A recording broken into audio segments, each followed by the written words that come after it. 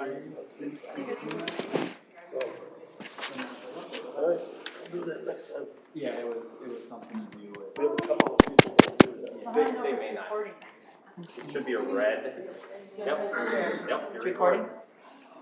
They may not write it. So let her know. Let her know that. So we told her. Yeah. She's telling us that she's. Pork belly turn on. I'll have some leftovers. I'm going to take applications till the 19th, review them the week of the 22nd. The oven right now heating up. Interviews the week of March 1st. Come on over.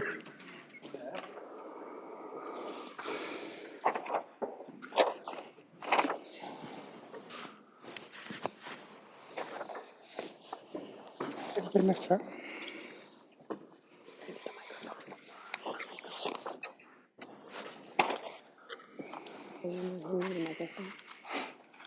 Oh, yes.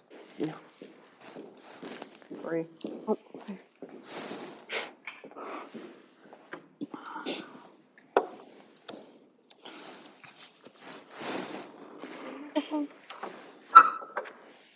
I can give them mine when I'm done with my thing.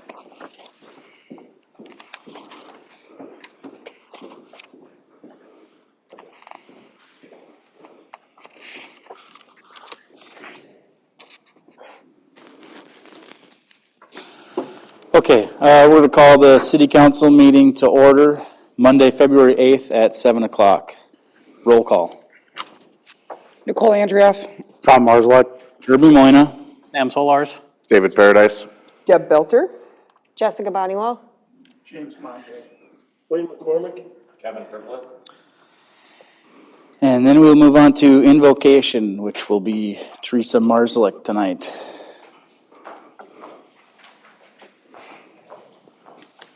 Yes, I am not Paul. I'm actually thrilled that I got to fill in for him tonight because this is kind of a special night. As usual, I have to say a couple of words before I pray.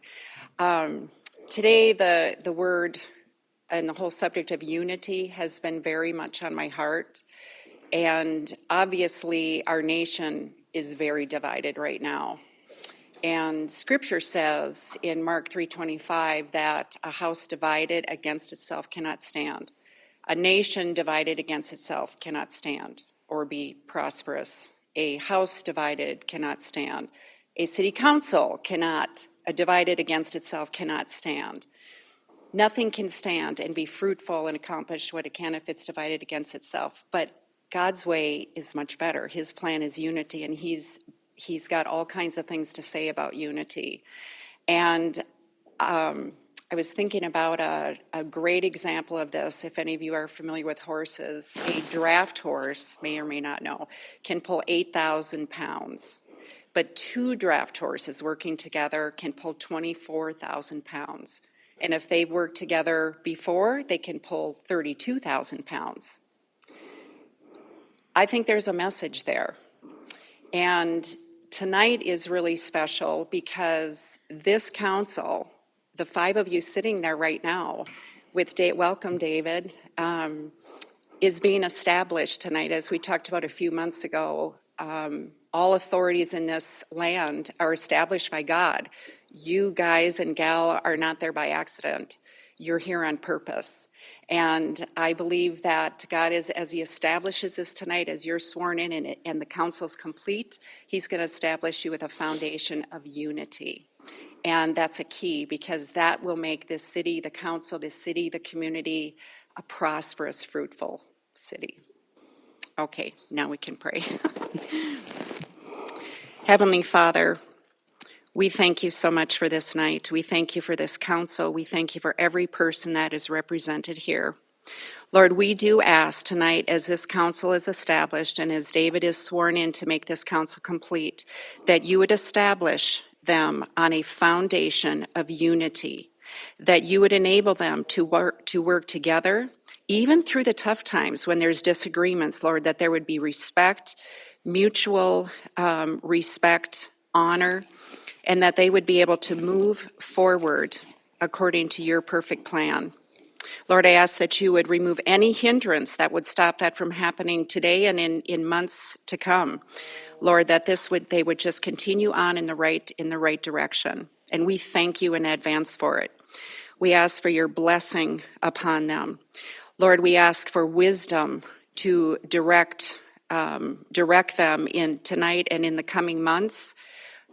We know that we cannot do anything without you. Lord, your word says that the fear of the Lord is the beginning of wisdom. That's the starting point.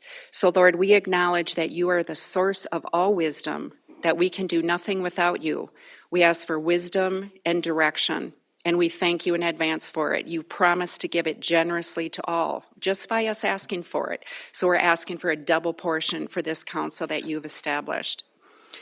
Lord, we ask that you would bless every person that is serving our community here tonight and those that are not represented here, that you would bless their families, their finances, their health, their relationships, their work.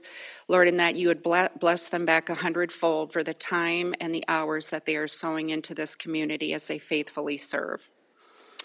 Lord, we love you and we commit this time to you, and we just ask that you would have your way in it. In Jesus' name, amen. Amen. Please stand for the Pledge of Allegiance. I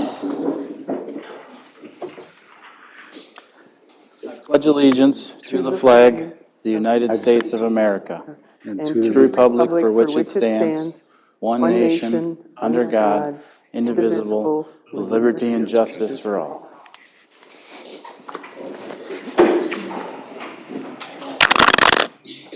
Okay, city council vacancy. Before we do the oath of office, I just wanted to list off the applicants that we had and talk about the selection process.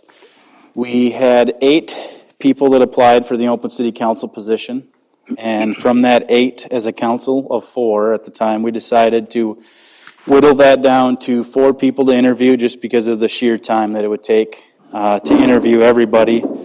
Those 8 that we got were Mr. Roger Fromman, Mr. Roy Henry, Mr. Andy Kaufman, Mr. Eddie Kalasa, Ms. Christina Oswald, Mr. David Paradise, Mr. Andrew Rasmussen, and Mr. Mike Scanlon. And now we'll give the oath of office to David.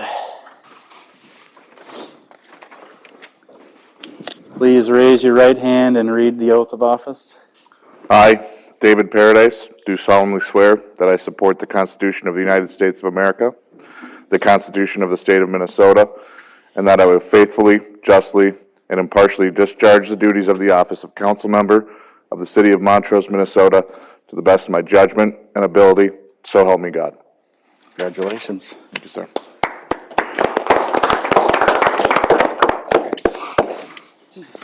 That's a lot of beef when we're standing up. I may not be able to pull 8,000 pounds, but I figure you'll take up the slack. Okay, we need approval of the agenda with 2 additions, right?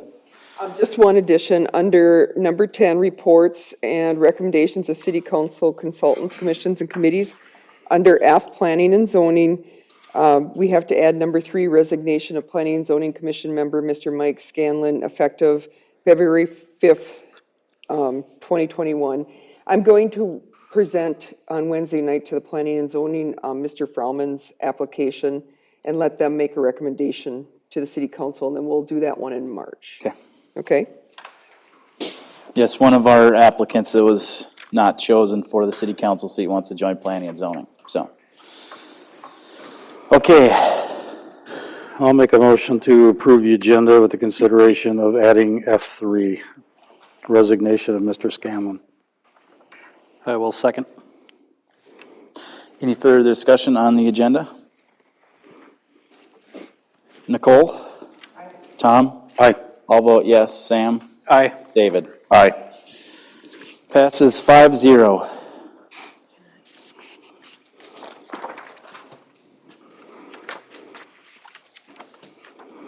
All right, need an approval for the consent agenda.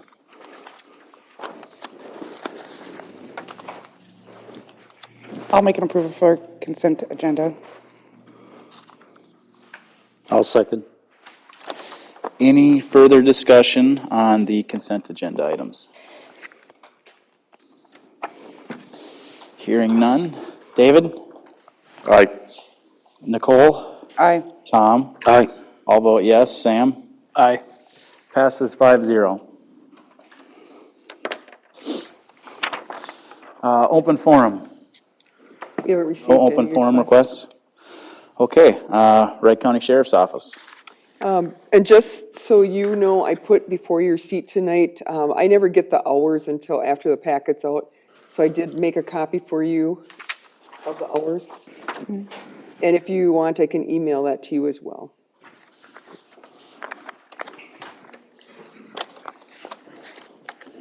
Mayor, council members, you guys probably have more info than I do here, but I just did a brief summary of maybe some important stuff so you guys know we're actually working here. In that, and this is the same information you have there, 72 traffic stops. This is for the past 30 days. Out of those 72, 10 citations were issued for things various of speed, stop sign violations, driving after revocation.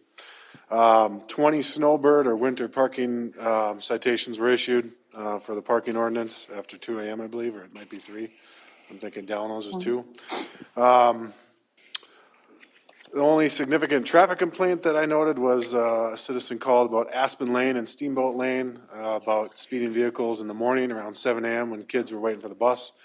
We have a bulletin out on that, and we're sitting on that spot to monitor that speeds if it's a reality or if it's just perception. So, and then the only other thing I just thought of when I saw you, Wayne, was that dumping complaint where that old stove was. I don't know if that's a big issue, but I went back there, my routine patrol, and there was a dumped old stove there. So I called them and removed it, but with no witnesses, no observation, no surveillance, it's pretty much tough to process or prosecute. But that's all I had. Any other concerns that I can pass on, or?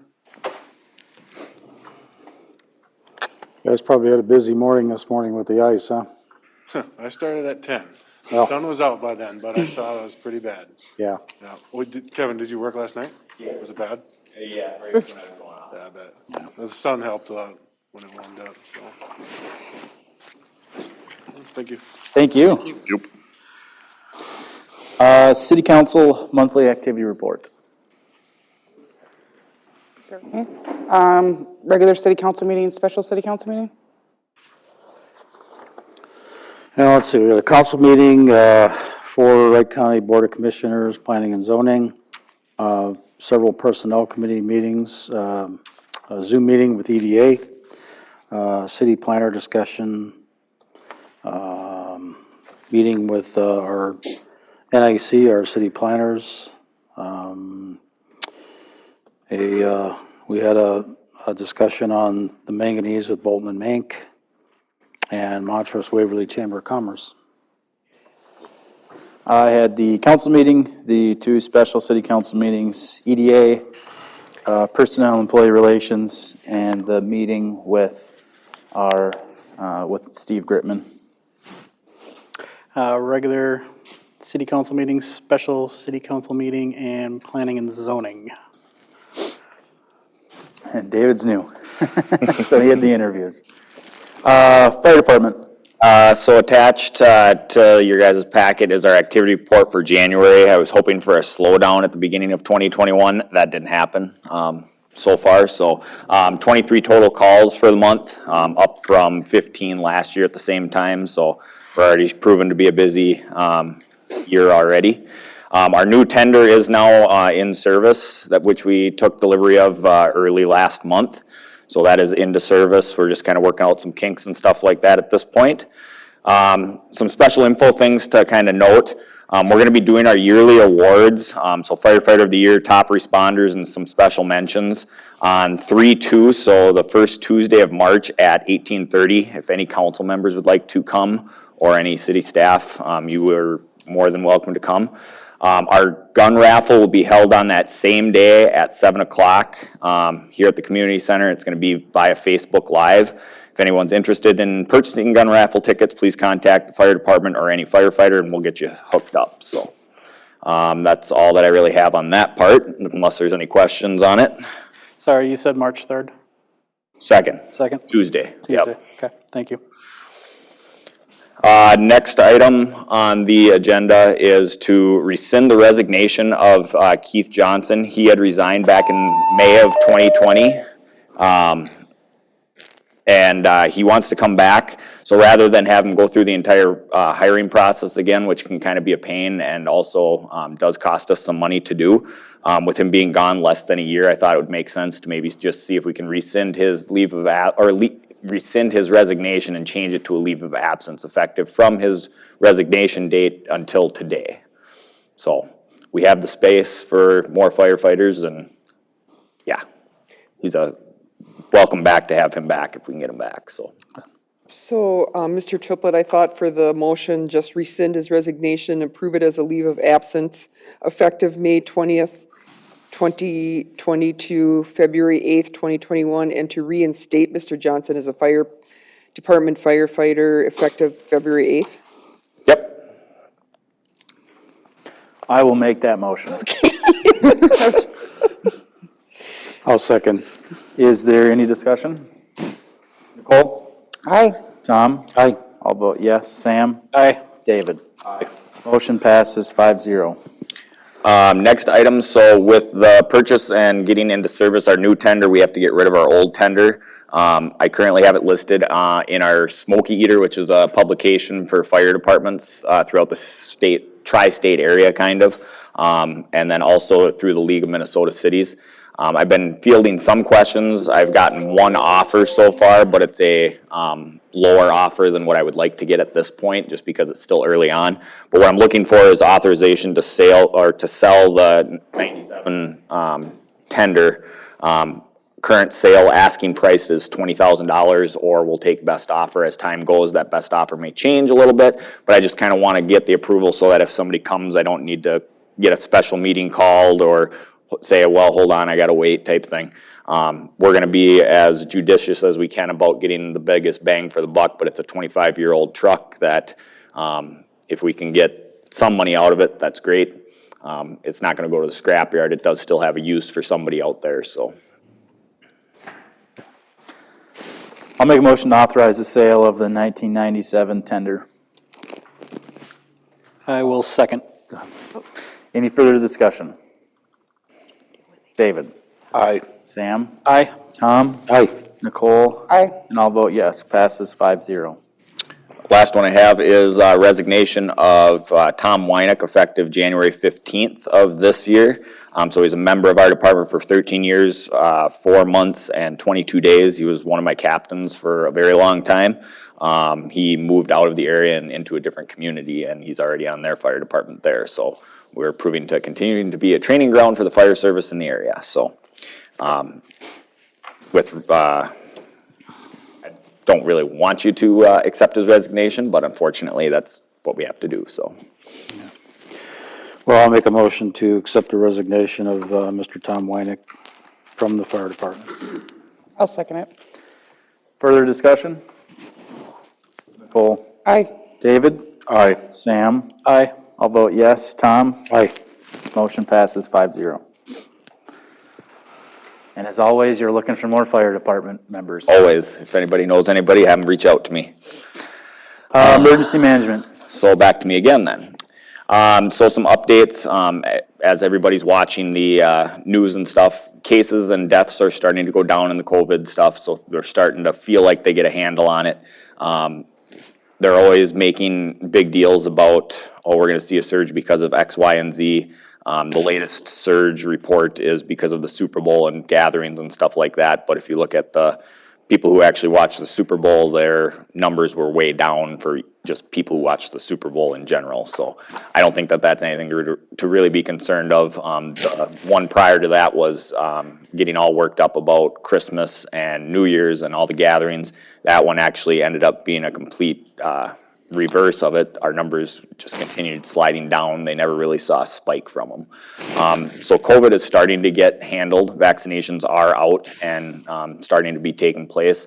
Fire department members who wanted the vaccine have been offered it and have gotten it. So we're getting to that point where we're kind of starting to level things off. I think at this point on the side of the city stuff, I think it's time that we start thinking about or having the discussion, and I'll leave that up to you guys here, about getting things starting to curve back to normal. meaning getting people back to work on their normal schedules so that we're getting our bang for the buck from the city side of things. And then also what precautions we need to take when we're doing that. With Public Works, they still have trucks available to each one of their guys. They can still wear masks and stuff like that, which they should be doing if they're out in the public. In City Hall, I would think that keeping it locked right now until the vaccination gets a little bit more into the community would be good, but they can still set up appointments. I don't think city staff has ever told anybody, no, we're not meeting with you because of COVID. It's, yep, let them in, do their business, and then they get out. Locking it, what it does is it prevents just the transient walkers from coming in and chit-chatting or checking in and seeing what's going on. I don't think allowing of that right now is probably in the best interest of the city staff and the health of the city.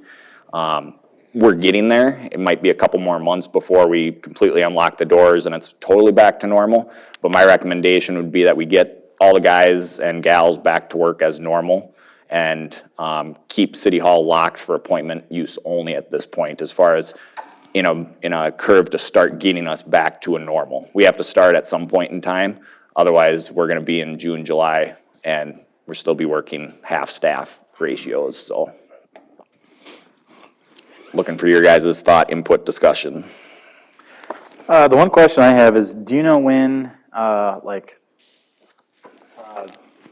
government employees and such will be offered the vaccination? So, right now, there are two statuses of vaccinations. There's status 1 and status 2. Status 1 is anybody age over 65 or anybody who works in healthcare, essentially, is what it ends up being. I've been trying to petition, because when they're doing these vaccine clinics, sometimes they get some cancellations at the last minute or something. I've been trying to petition them to say, hey, call up my city public works director and say, hey, if you want to send 3 guys up, we have 3 openings type thing. They didn't bite on that because the state hasn't said anything of that's where they land in the status. They're all worried that if they change the status stuff, they lose federal funding and federal backing for the vaccines, which they don't want to do. I think, I haven't seen what the timeline looks like of getting us out of status 1 into status 2. Status 2 is just the general population. I know that they've started working on logistics of how these community vaccine clinics are gonna work, where they're gonna be held, how they're gonna be held. It's an absolute nightmare, is what it is. I've been in discussion with the sheriff's office and the county emergency management for possible locations here, if there's anything that would potentially work and stuff. But in these smaller communities, it's even harder because we don't have the spaces that would actually work necessarily. This would work, the community center for an example, however, parking is an issue and just the size is an issue. For example, what they're looking at doing, one of their biggest ones is gonna be at the St. Michael Dome. They have a big indoor dome soccer field thing up there now, but they're still only gonna limit it to like 20 people in there at a time. And that place can hold like probably 2,000 people comfortably. So they're really trying to scale things back. A space like this, they'd probably be looking at having 5 people. And then you have the security issues and security measures of people trying to just come in. And so they're working on all those logistics. Timeline-wise, I think we're still probably looking April at best, maybe. And that's just me throwing a date out there. Yep. Kind of wishful thinking. Yeah, I was just curious. Any further questions for Kevin, Emergency Management or Florida Department? Probably you guys may want to provide some direction to city staff on what direction you want to go with their staffing plans and stuff like that. And then I have one other thing, emergency management related after that, so. Yeah, I think as long as they're all comfortable with coming back in full-time, I think it would be a good choice to make sure we get everything squared away and everything up there. So, I mean, especially now with the end of the year audit and stuff like that that's going to be going on. There's going to be a lot of moving parts and new positions and hiring and all of that. So that's what I think. I'd say as long as they're comfortable doing it.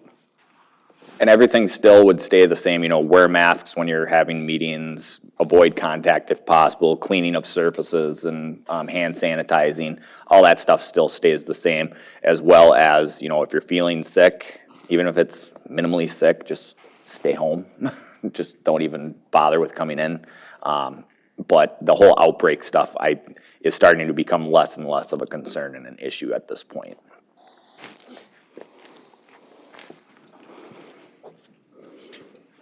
Any other thoughts? That's what I got for that part. Are you guys comfortable with that, Wendy? Yeah, the three of us have been back to work just about full-time for when we returned. That'll work for us too, so. Okay. Other thing that I have is FEMA Incident Management, AKA NIMS. So Kirby and Tom have already taken the lovely courses. So Nicole, Sam, and David. I'll have to get you guys some information on how to log into the FEMA site and set up your account and stuff. You'll be taking NIMS 700, 100, and 200. It's probably going to take you in total, if you actually pay attention to the course, 8 hours. And then after that happens, what I would like to do, probably March or April, is set up a council workshop where we can do our yearly emergency management discussion and also throw in some COVID stuff because that counts as training to keep everybody active and live in the FEMA world, sort of. Even though we don't really have to do that right now because we've been in a constant state of use of FEMA. So, but I think it's just good to get the 3 or 2 new members of the council on board with where we've been, where we're at, where we're going type thing with everything. And also just to put some things into your guys' mind about what happens if this situation occurs or that situation occurs. I think last time we did this, it was a very productive meeting that just kind of put everybody's mind at ease and also scared some people at the same time. So, which is what it's designed to do. And if we ever need federal funding, we need the council to be all trained in NIMS. So we don't need them all trained in. However, if you want to take part in any role in the emergency management incident, then I need you trained into it. Otherwise, let's say you're not trained into it and we have a big tornado go through and they find out that you and me are consulting and doing all this work and stuff together, and then they find out you don't, they can delay our funding significantly to get back to where we need to be. And with a council the size that we are in the community that we are, it's just better to have everybody. In case you're not there, then I have 4 other people that I can choose from to fill that specific role that I need filled at any given time. So it's always just been our policy and looking ahead type situation to just have all the council and pretty much all the staff to that minimum base level, just so that if something happens, everybody kind of has an idea of what's going on, so. And I'm just going to recommend that you do, because I went to training, I don't know if you did, Wendy, but I went to the city of Wadena. We had training on when that tornado went through, and the city council is very involved every day, sometimes very long days, and so you do need to know what to do. They said that was the biggest thing, was having the council available to help make phone calls and do what they needed to do. So I would recommend that everybody complete the training.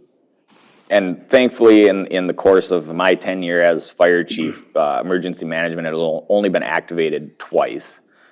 Once for this long-term pandemic type thing, which has kind of been just me dealing with stuff and reporting back to you and making some phone calls and stuff. The other one was the gas outage we had back in 2018, I think it was. And if you want to know how, no, that was even earlier than that. I think it was 2017. Yeah.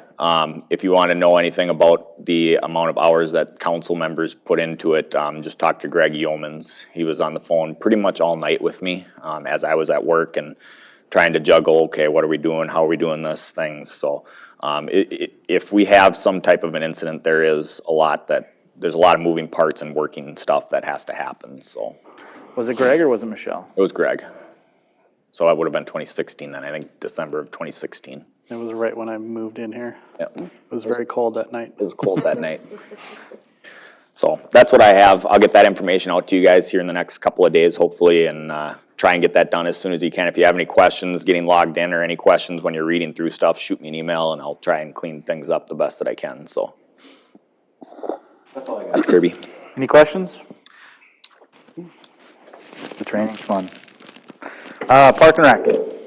I wanted to just start out and apologize to you because I was supposed to make copies of the minutes for you for tonight, and I failed to do that. And I'm very sorry about that. We have just been hectic in the office. They've been working on the computer system last week and today and trying to get ready for this meeting in the planning and zoning. It's just been due, so I forgot, and I'm sorry. Ms. Bonniwell will email them to you, and, oh, okay, she said she just sent it, and then the chair is here, and she'll go through the meeting, everything they talked about. I'm sorry. Have a copy as well. Well, hello. For those of you who haven't met me, my name's Ashlyn, and I guess I'm here to talk to you guys about Park and Rec. So it has been brought to my attention that some of the council members feel that we are not necessarily using our time wisely with the Park and Rec meetings, and that it would be beneficial to reduce the meetings to either quarterly or every other month. I guess I'm here to make our case. I do agree with the point that Ms. Bonniwell made last Thursday that we are not doing some of the things that you would like to see, but we do have a more or less brand new committee.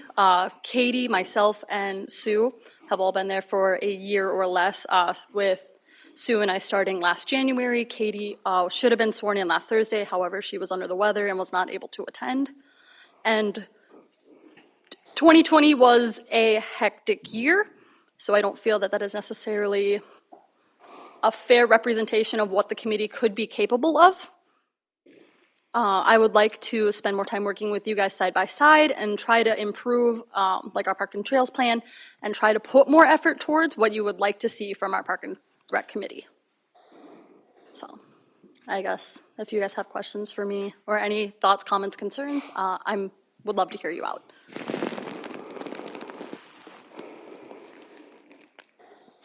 Anybody? I already spoke with them on Thursday on kind of where I fall with the whole meetings and everything, and I think that the bi-monthly meetings are going to be, they could be good, definitely time-wise and use of time, but if there was a month that we needed to add a meeting, definitely could do that. You know, that's not off the table, but maybe starting it off with, you know, maybe not the quarterly, but bi-monthly, I think would be a good fit. I am open to making changes as needed. I just feel that at this point in time that we do have a lot of work to do with our Parks and Trails plan, and with a more or less completely new committee, it would be nice to just get started. And if we need to take a step back later in time, I'm more than open to looking at that and possibly taking that step back. But I think that if we take that step back right away, it's just going to hinder us more. We have 27 acres of undeveloped land that we could be making plans for. We have trails that need to be connected from, sorry, I'm blanking on the development names, but off of Clementa. Forest Creek. Forest Creek. Thank you, Forest Creek up into Thorson Park. There's a lot of work that needs to be done, and I don't think that we would be able to do that in an hour and a half meeting once a month. And things change over the course of time. If we get to a point where we are getting everything that we need to be done and we can reduce that, then I'm more than happy into, you know, cutting back a little bit. But with us not being where we're at now and where we should be at this point in time, I don't know that this is necessarily the time to do that. So what are your thoughts on doing like the next couple months as planned and then just kind of reevaluating it after that? Do the next couple months as monthly meetings, and hopefully none of them are canceled due to COVID, and take it from there.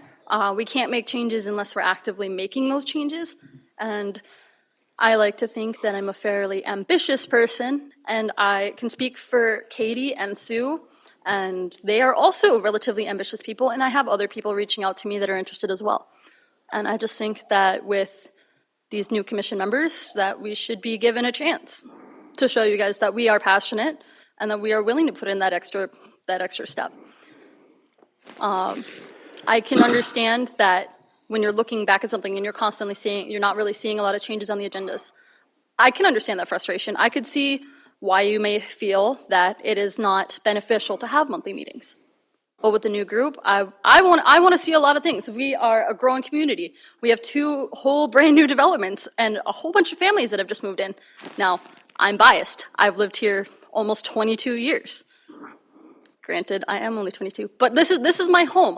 This is, you know, where I've grown up. This is where my family and these are the parks that I played on as a kid. And I just want to see all these kids that are being come in. I don't want to see them just continue to see these developments, because even in the time that these last couple of years especially, it's grown significantly. And we need to keep up with what's growing. And if we start stepping back, that's not going to happen. Our population has increased significantly in the last handful of years alone. So I think we just need to do right by our residents and our neighbors. They're not even just residents. There's only like 3,000 of us in this town. We're all neighbors. You go a mile in any direction and you're all of a sudden just not in Montrose anymore. Let's do right by our neighbors, make our neighborhoods better, make our parks better, give people a reason to be proud of Montrose. I'm proud of saying that I'm from Montrose because I am working constantly to make things better. But I'm not going to lie to you guys. I grew up at a point where I'd go to school, people found out I went to Montrose, and they looked down on me. And I don't want to see any more kids. I want to be able to raise my family here one day. I'm constantly looking at real estate here because this is where I want to continue my life. And when I someday, hopefully not any day soon, have kids and they're here, I want them to be able to go to the high school in Buffalo and have people go, wow, you're from Montrose, you're lucky. Well, Ashlyn, I think part of the reason that there's such negativity about Montrose is some people who claim they love the community spend an awful lot of time on social media downgrading the city and being very negative with their comments.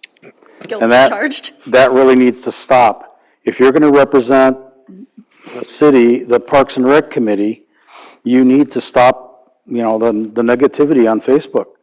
That's not well received by the community. I will 100% accept, what's a good word, my weaknesses. I definitely will admit that I will critique the city, and it could be perceived as bashing, and I would not typically disagree with you. However, I will be honest, it is less that I feel that it is bashing and more that I feel it is disappointment to some degree. I'll give you the benefit of the doubt because you've only been here a handful of years, but Kirby and Nicole grew up here.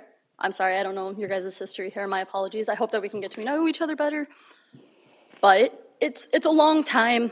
It's not just, I've only really used social media for the last couple of years, and those critiques and people looking down have go back farther than the handful of years that people have been active on Facebook or other social media sites.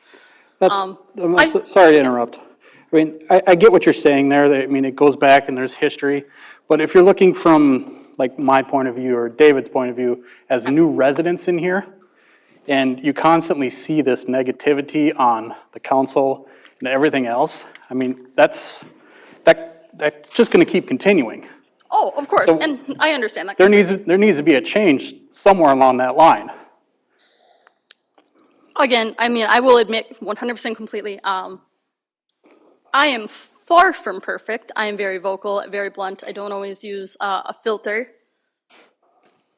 I do hope that as we get to know each other better, that people don't judge me for the things that I've done in my past, because I am young. I am learning. Not that that excuses it, not that that makes it okay. The things that I have said and that I've done are not always a good representation of the city. But at the end of the day, I do love my home. Sorry, I am getting a little emotional here. Ed, can I step in then for a second? Of course. I have two things. So one would be that if we kept doing the monthly meetings, would you and the rest of the Park and Rec be okay with, for now would be Jess, and then eventually our deputy clerk, that if there wasn't nothing new on the agenda or an event in the next month of canceling the meeting so that we're not, because it was before you were on, but a lot of times they'd show up and there'd be nothing on the new side of the agenda, and it would just be all old items that they were talking about for the past 6 months. And so that's kind of where some of the stuff the frustration that we have with that is that there was never anything new that they were talking about. It was a lot of the old stuff of checking back in for something that happened 6 months ago, which sometimes that does need to happen, but I would like to give control of whether or not the meetings happen to, right now it would be Jess, and then eventually be the deputy clerk of, if there's nothing new that needs to be discussed, that we cancel the meeting and it gets posted, and that's kind of how it goes. Yeah, of course I'd be open to that. If we're just constantly coming back and coming with the same things every month, why waste anybody's time? And it costs the taxpayers money to hold us there, even though it is a very, very small amount to pay the commission members and the city workers that are there. It is, at the end of the day, that is a taxpayer money that we could be setting aside elsewhere.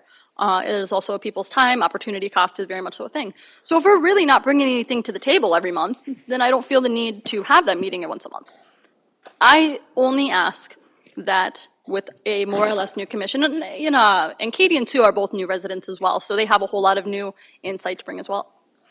I would just like to see us have that chance to start bringing in new things. I think that's something that with 4 passionate people that we could make a lot of change. And I hope to have more communication with the council. The last year, I mean, my communication was not so much with the whole council, but with my mom. So clearly that was me being lazy, because why would I reach out to the other council when I can just yell upstairs, "Hey, Mom, what do we do about this?" So I do hope to improve that even a little bit, because that's definitely another downside of mine. Kirby, can I say something?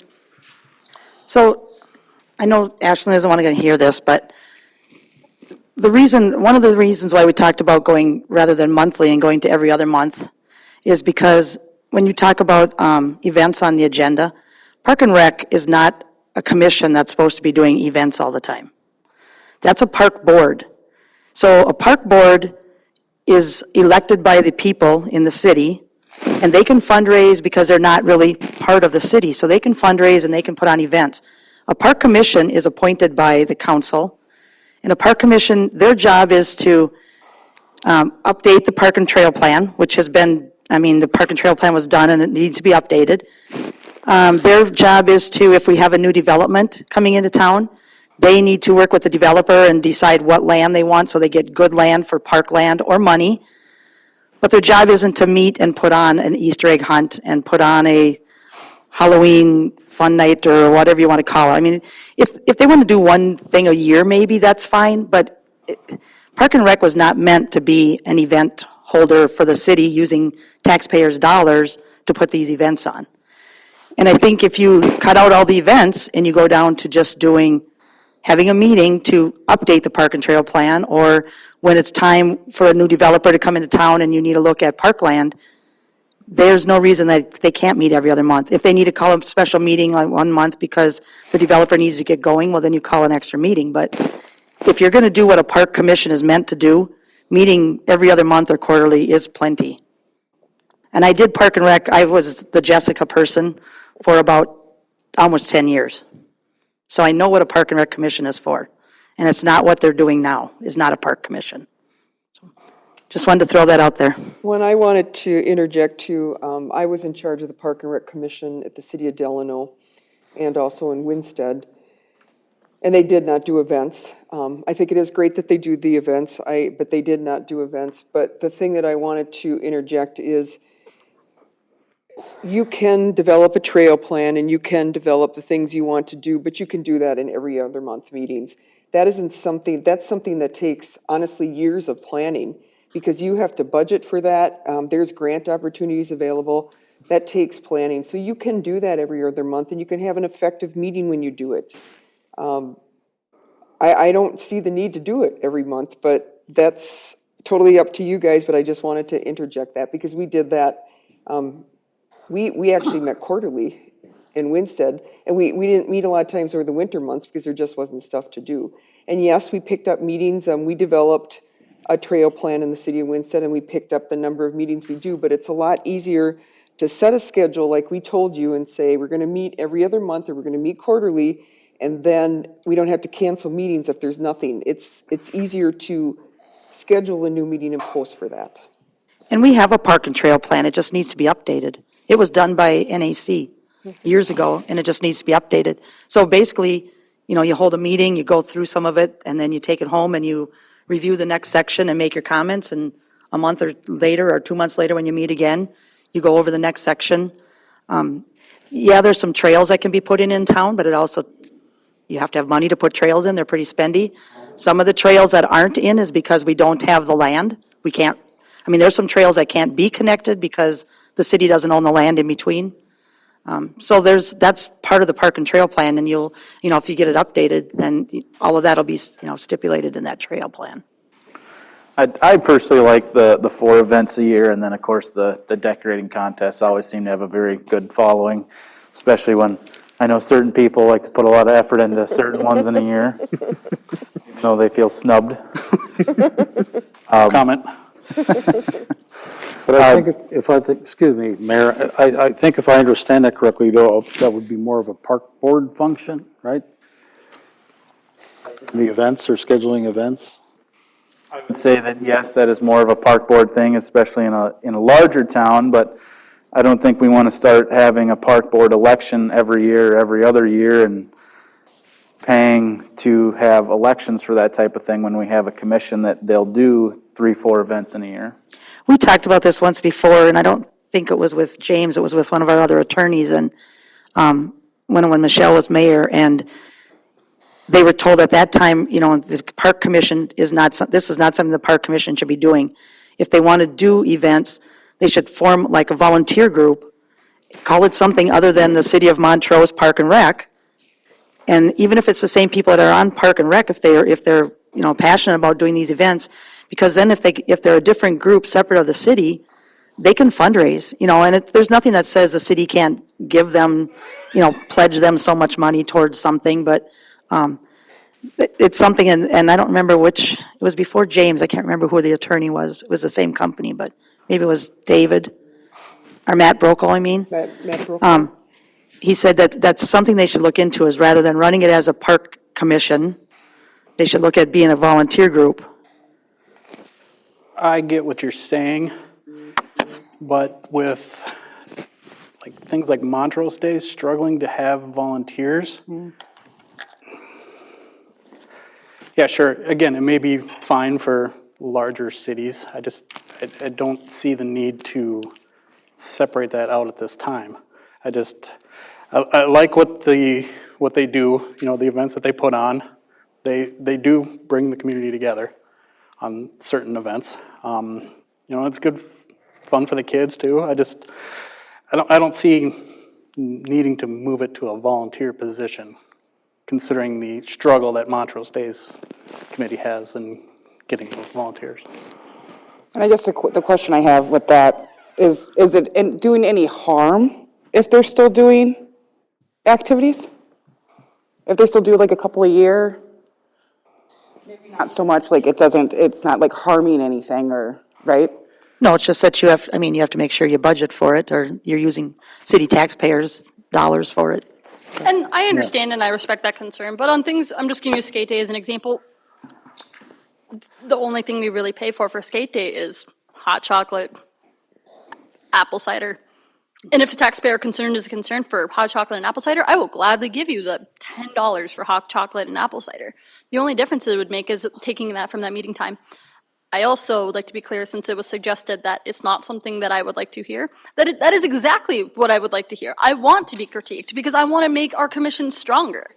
And you can, and there is such thing as good criticism, and that is exactly a good criticism. We can't be stronger if we're not critiqued. So thank you, Wendy, actually. I do really appreciate that criticism. Also, I did want to thank Sam for his point that sometimes people hear the word volunteer and they kind of scare away from that.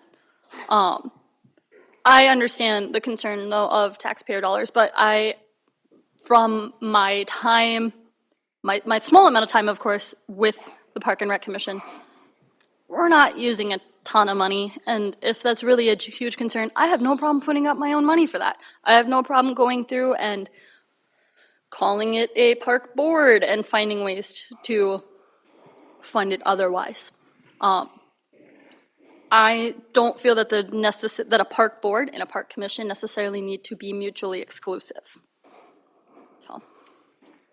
I mean, what I would really like to see is, you know, the plan is what, 6 years old, I think, last time I looked at it. Yes. I mean, I would like to see, you know, some movement towards getting that updated. I mean, like you said, there's a lot of new developments in town. There's a lot of park space that needs to be something. You know, there's a lot of, I live in Forest Creek, and Forest Creek Park, it's like, oh, there's a park back there? Well, no, not yet. Hopefully, next year we'll have that park going in there, but. Well, hopefully we can get in touch with the developers, get that land leveled out, and get that park put in. Right, so, I mean, I'd like to see stuff moving towards that, you know, improving the parks. And the events are fine and stuff like that, I mean, but the park space, the green space, I mean, I think we need to start updating our plan in order to get there.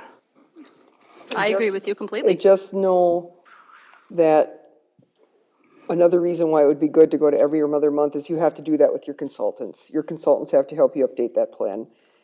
And then you're not having them, paying them to be in a meeting every month. You can't do it without them because they have to look at wetland mitigation, they have to look at everything, so you have to work with them. That's who did it originally.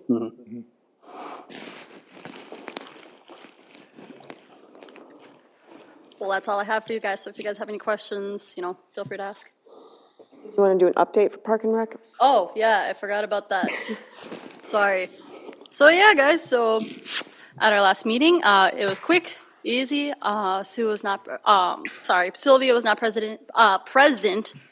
So we did skip our appointments. Hopefully we will be getting to appointments in March. Katie also was not present because she was not feeling well.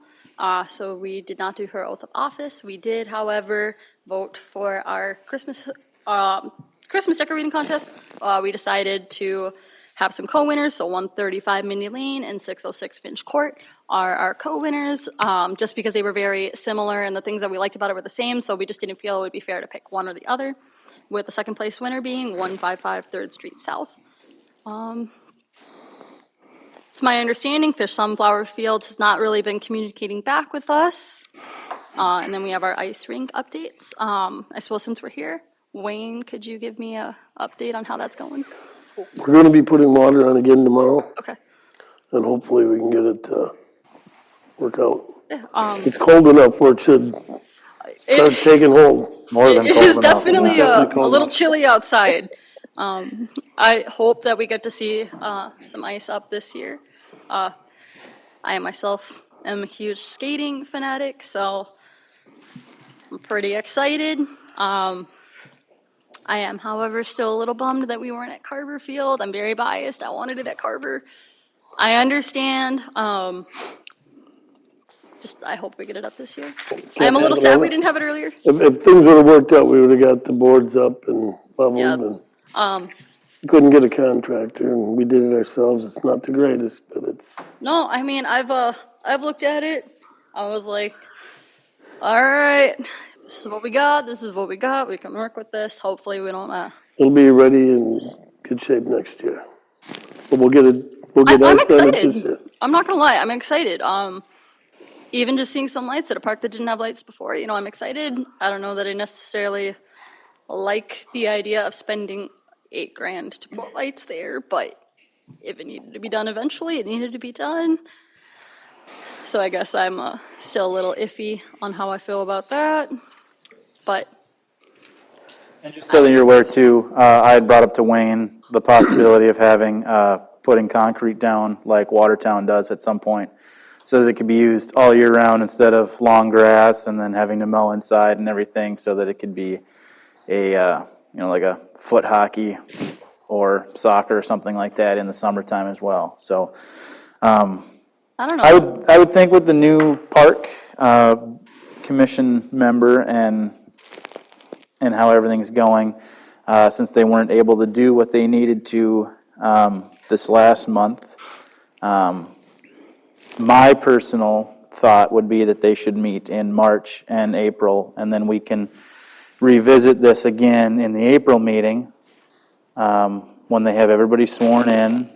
They've had a couple meetings, they know what's going on, and to see if we do need it every single month. I don't think we're going to need it every single month. Who's the chair currently? Sylvia. Yes. Sue is our co-chair, and I'm a secretary. We would like the chairs of not just Park and Rec, but Planning and Zoning to show up to these meetings at least every other month. So, if that's something that you're willing to do, I would recommend that they appoint you as chair next month when they meet. Well, thank you, Kirby, because that's a pretty high compliment, and that's why I'm here. And I hope you guys know that you'll expect me here in March. But at the end of the day, it is not important to me whether or not I have a title next to my name. If you throw that title next to my name, I will be very happy because it'll look good on a resume. But at the end of the day, I just am passionate about my home, and that's a title's not going to change that. for me. But thank you. I do appreciate that. Is there any other kind of thoughts on that? Anybody else's opinion? David, Nicole, Tom, Sam? I agree with what you said, just because I was there at last Thursday's meeting, and there was some stuff that, that needs to be discussed in March. So I don't think that that's, I think that'll work just fine. March and April, and then kind of reevaluate it. I would like to, sorry to interrupt. Oh, no, you. I was just gonna say, just with that, I'll be a little bit more in touch with the city and everything. I'd like I said, I just want to make sure everything's getting on, and if that's not what we're supposed to be working on, let's get working on it.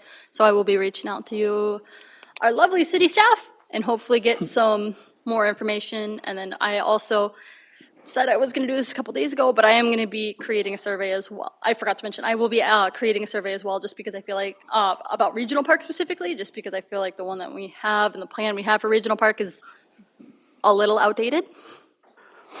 I just wanted to make sure I threw that out there. Two things. The sunflowers. Who are we working with on that? So that's Fish Sunflower Fields. My understanding is that that is just a guy who likes to plant sunflower fields. He does all the maintenance and whatnot. I have not personally spoken with him, but it is my understanding that the communication there is lacking. Okay. But my understanding is that it is at no cost to the city. They just want the land. They're going to plant a field. They're going to do all the maintenance. They're going to take care of it. They just do it. I believe it's in honor of his father or something. Yeah, it's been pretty popular. Yeah, well, Got lots of fields. And we talked about it last year too, that there is the space on the south side across from the lift station. That's where a good space would be for it to have. I know that they'd sometimes looked at bigger ones, like where the baseball and softball field are going to be, but that would set us back on replanting and seeding and all of that if that were to go there. But there's a big open space right off of County Road 12 across from where the lift station is and the soccer fields that we recommend that was a spot that they could use. But were they in contact with you at all? No, I believe they've only been in contact Michelle, right? with, former mayor. I know that she had talked to him a couple times, but Yep. And I've reached out via their website. There's like a contact form a couple of times, and I've never been contacted back from them, so not really sure if we have enough space to make it worth it for them, or why they haven't contacted us back, so. Okay. Your second thing? B, C, D, E, F, G. Yep, totally forgot what my second thing was. Well, if it comes back to you, I'll be in I touch. am active on Facebook. Feel free to reach out to me. That's what it was. Now I'm scared. So you mentioned a survey. Yeah. So a couple of years ago, there was just a survey done with the residents. Just It was like 10, I think. Was that about 10 years ago they did the Survey Monkey thing? I don't think it was that long ago because I was a student liaison on Park and Rec when that took place. Yeah, they've Yeah, done I know that It's been all designed, it's been all designed by the engineer. We've gotten a recent update from them. Everything will fit, the basketball court, the tennis court, because of the wetlands, because of the baseball fields, everything's been laid out, and to try to change it, I mean, everybody's gonna say we want a dog park. Yeah. So you can do a survey monkey, and it's gonna say, we want a dog park, which nobody in town, I mean, unless you wanna go out and clean up dog poop, nobody else wants to. So that's been the big thing all the time, but as far as everything else that's out there, it was graded for, the one field was graded for soccer and lacrosse or something. Yep, the one by the lift station. Baseball and softball, and these parts that's left is the tennis court and the basketball court and the shelter, and they're sitting in between the different wetlands on the high spot. So it's kind of hard to change anything at this time unless you're gonna go back through and pay somebody to redesign it all again, and you pay good money to the engineer to redesign it all. So, and you can do a survey, but you're looking at a lot of money to redesign it.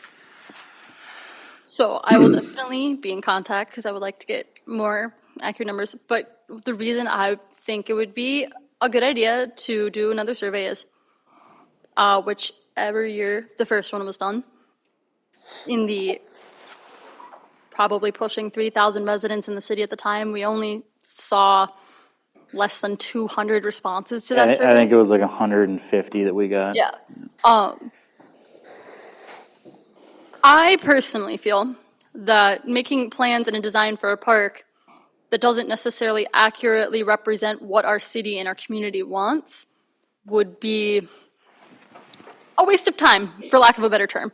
Obviously, a lot of those things are going to stay the same, and I tend to agree with you on the maybe let's not put money towards a dog park, because most of us have backyards, and a lot of people have fences, and nobody wants to pick up dog poop, and almost all of our bigger surrounding towns have dog parks.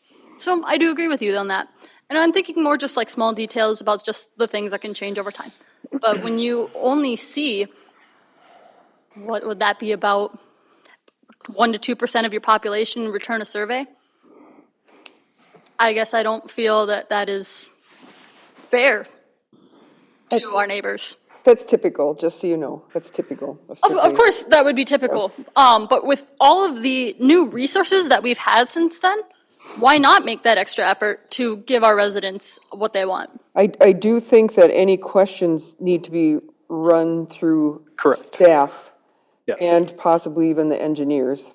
Because that whole park has been designed by their engineers, and it's been designed with wetlands in mind and everything else. So we need to run those questions by. You can't just put questions out there. And of course, obviously, a lot of things are going to stay the same. We're obviously going to still have baseball fields. We're going to still see. I just want to make sure that whatever we're starting to put out there, what they feel is important, and maybe where they think we should start.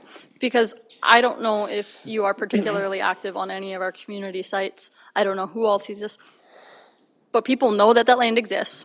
They know that there's supposed to be a park there, and they're itching to see it developed. Are they also itching to have their taxes go up to accommodate that? That's a question you'd have to ask the surrounding people. And that's a reason why we need to start asking people. I understand that when this park first came to mind, that it was supposed to be, like a phase-by-phase project so that we wouldn't raise taxes. We're working on the first phase. Yeah, I know that we're trying to get the funding from the state. We did have a joint meeting with the city council and the Park and Rec Commission, and they made About a year and a half ago? Yep, it was in 2019, and they made the park shelter a priority. And I think Because that will generate income and bring people into the park. And I think it's been designed twice. I think it was designed once, and then it was changed and kind of redesigned. So it's been done twice already. So, I understand what you're saying, but you can do a survey today, and you're going to get ideas, and you can do a survey 6 months from now, and you're going to get ideas, and it's going to constantly keep changing. So at some point, you have to go with what you have, that you've spent the money on, and just, like we said, we already said from the start that we're going to do it as we have the funds. It's a phasing project, but if you keep changing it, you're never going to get it done, because it's just going to keep changing. And everybody, you might do a survey and you're going to get 100 people, and they're going to say one thing, and like I said, 6 months from now, you'll do a survey and a different 100 people will contact you, and they'll have different ideas. So you're never going to make everybody happy. You have to just, this is what was decided on with the Park Commission and everybody else through the survey, and it was designed. And at some point you have to stop making the changes and just go with the plan, so that you quit putting money out towards it and it never gets built.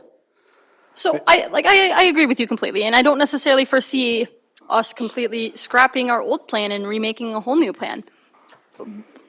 Like I said, obviously we're going to still see a lot of those same ideas. We still want to see new baseball fields, new softball fields, soccer fields, football fields, lacrosse fields. A lot of those things are obviously going to stay the same. So I'm not particularly worried about that, but it would be nice to see where people want us to start. That's, to me, very important. And it is supposed to be phase by phase, but I also think it's really important with a whole bunch of new residents and a completely new demographic of people to see if maybe people would be willing, if they want to see us, even if it's just a slight increase in property taxes, or even taking that idea of making a park board, or seeing if individuals would even be able to come up with funding to do step by step.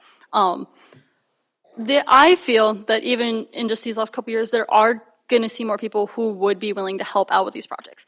Social media especially is becoming more prevalent. We can reach out to people a little bit easier than we could 5, 6, 7, 8 years ago. we don't know until we try. And rather than look at it, you see, we already did it, we got to stop looking at it with that mindset. We need to look more progressively. If you want to use social media, the way to use social media is to get the information out to the public, because I would venture a guess right now that there's probably less than 5% of the people in our community that even know what the plan is for the regional park. Correct. That's a great place to start. I would agree with you. Or the cost of each individual item as it's planned.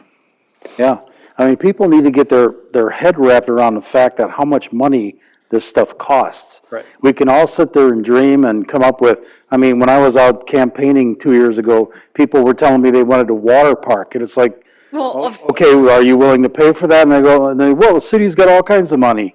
It's like, well, where do you think the city's money comes from?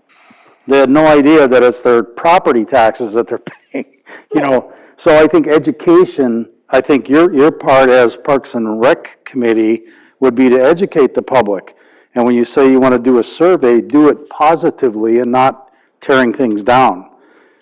Take that information, you be the key to the information to let public know what the plans are for the park. Of course, that is, of course, a great place to start. Let's, so if it is possible, I would love a copy of the current plan. If you could get that to me, I would greatly appreciate it. City staff will get you the most updated copy of that. Thank you so much. I appreciate that. And then we also, somewhere or the other, need to figure out how to get you and/or the future deputy clerk the access to the Park and Rec Facebook page that Montrose has, because we don't know who has access to that. My guess would be it would be Brew, or it would be Matt. Those would be my two guesses on who has access to it, but I don't know. I believe Mayor Otto may have at some point, because I thought she was posting from there, but I could be mistaken. She does, and because of that, I actually have access to that Facebook page. And just so Councilmember Paradise know and Councilmember Solaris, we have started saving to do work at the regional park. But it's going to take a long time. It's an expensive project. And it was before my time, but it was my understanding that it has always been that they were going to do that. Was it over the course of 25 years that they were going to start to develop it, or what was it? It depended. It was between 10 and 20, Okay. generally, was kind of the estimate on it. So we have been planning for it. We have been keeping that in mind as we levy, so. I've seen the plans, and I mean, I like it. I like the plan that's in place. What I would like to see is an emphasis on the smaller parks in town. The ones that are, popping up around all the new developments and stuff like that. I mean, again, I go back to Forest Creek. I mean, we got new families moving in, kids being born, seems like every month. They really don't have a place to go other than just an empty field. I'd like to see some kind of plan to start developing those versus worrying about the plan that we currently have out at the regional park.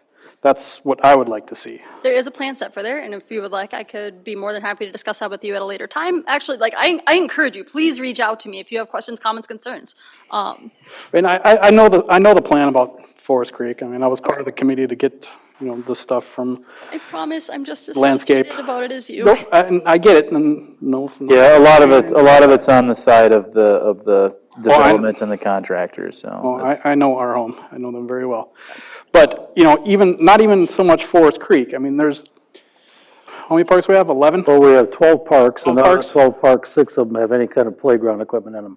Right. So I mean, I would like to see some kind of direction being moved that way, instead of worrying about what we got going out in the forest park. I mean, or in the regional park. We do have a plan out there, and I've seen the building that's proposed out there, and there is a plan in place to start saving for that.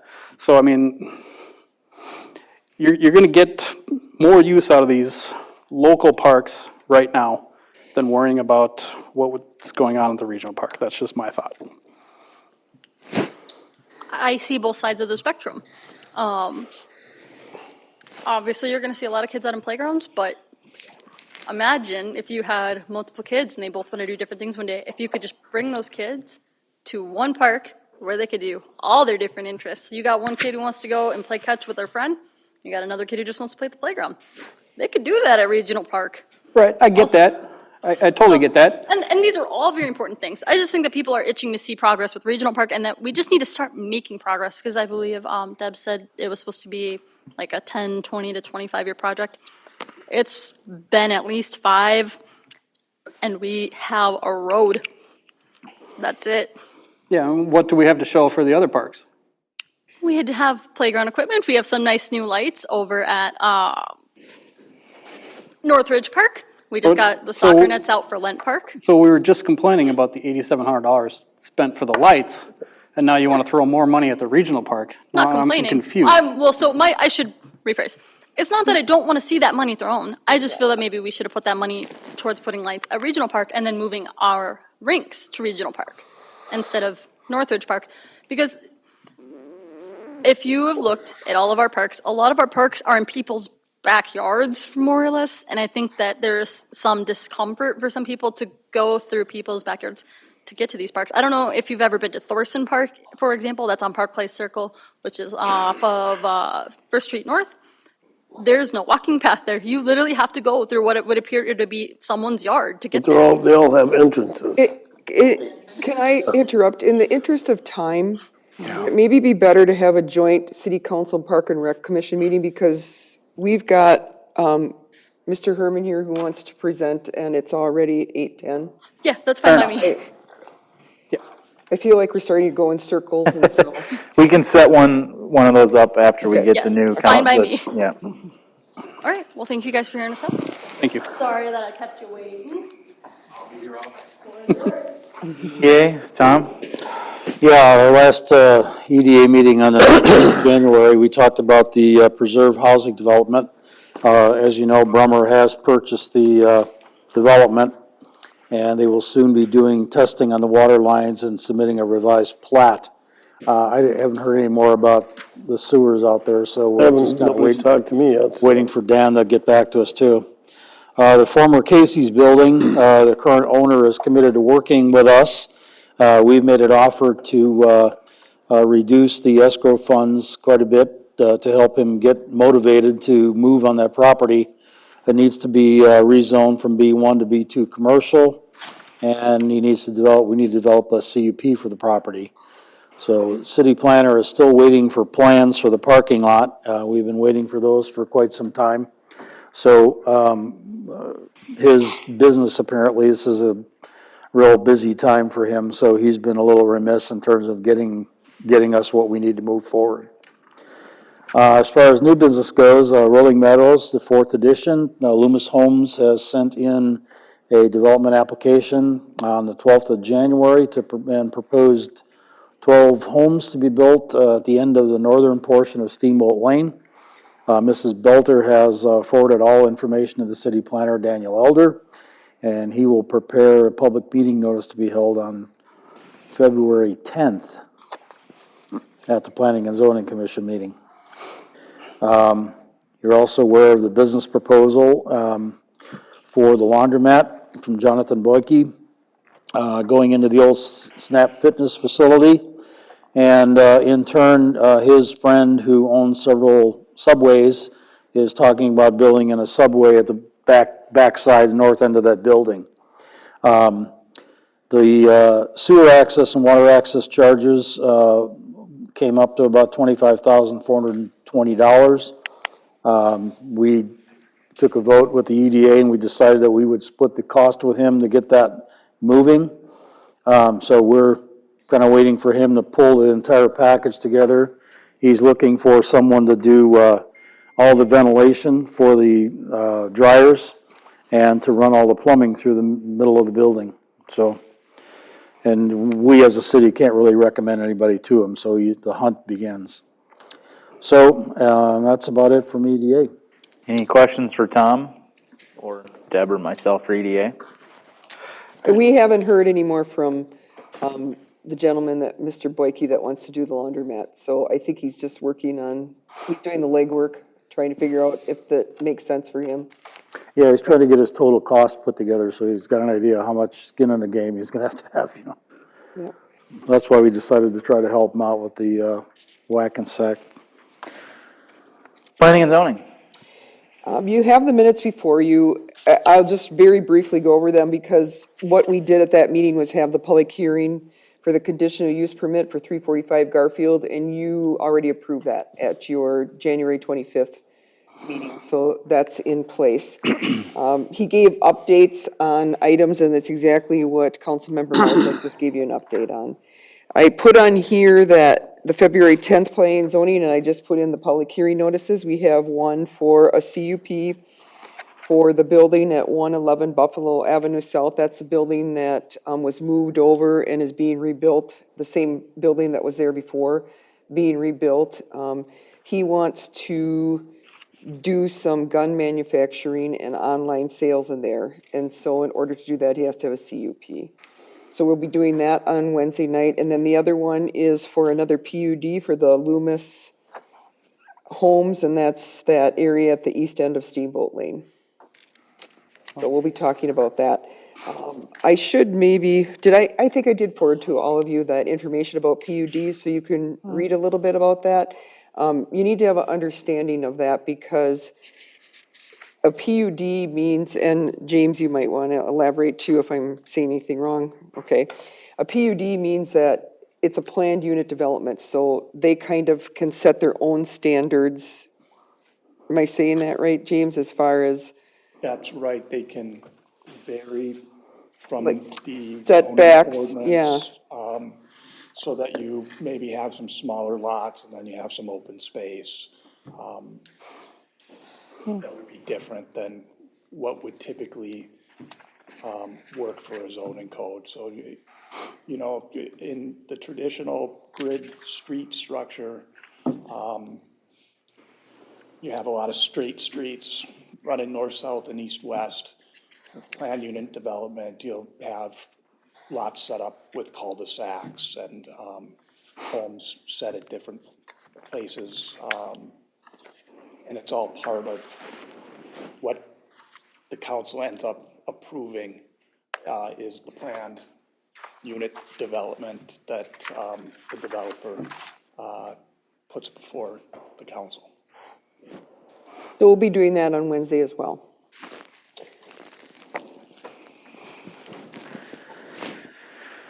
Okay, all right, on to number 3, which is the resignation of Mr. Mike Scanlon from the Planning and Zoning Commission. Mr. Scanlon got a hold of me on Friday night, and he wanted to make his resignation for the planning and zoning effective immediately. So that's before you for your approval.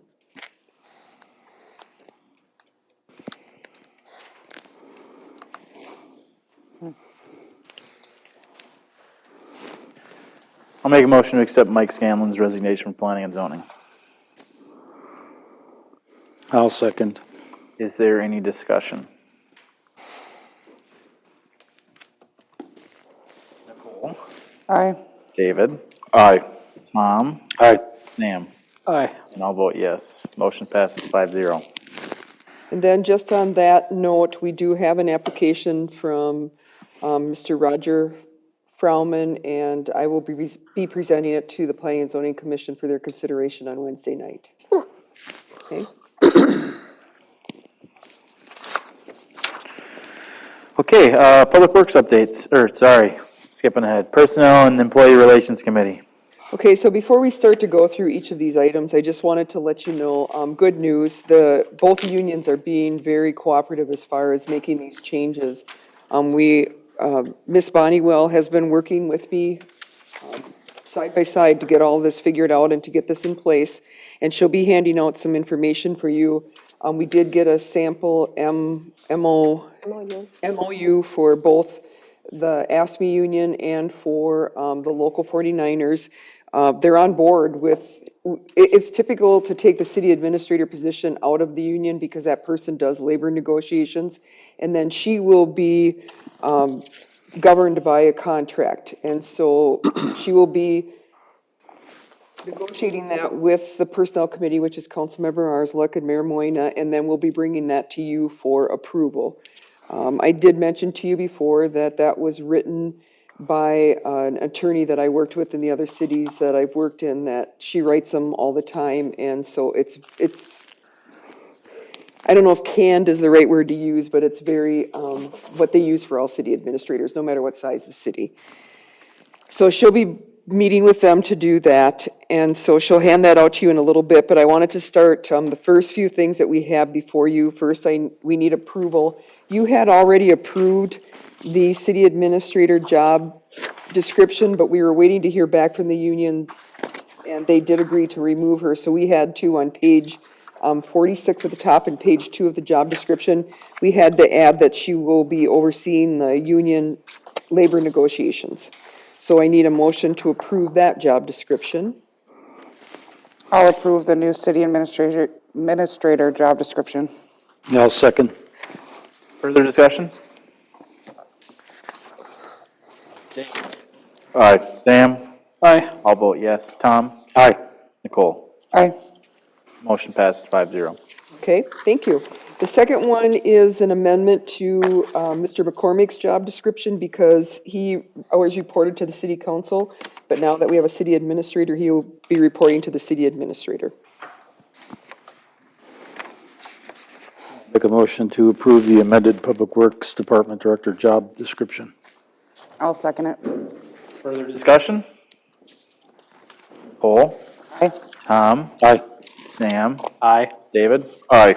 I'll vote yes. Motion passes 5-0.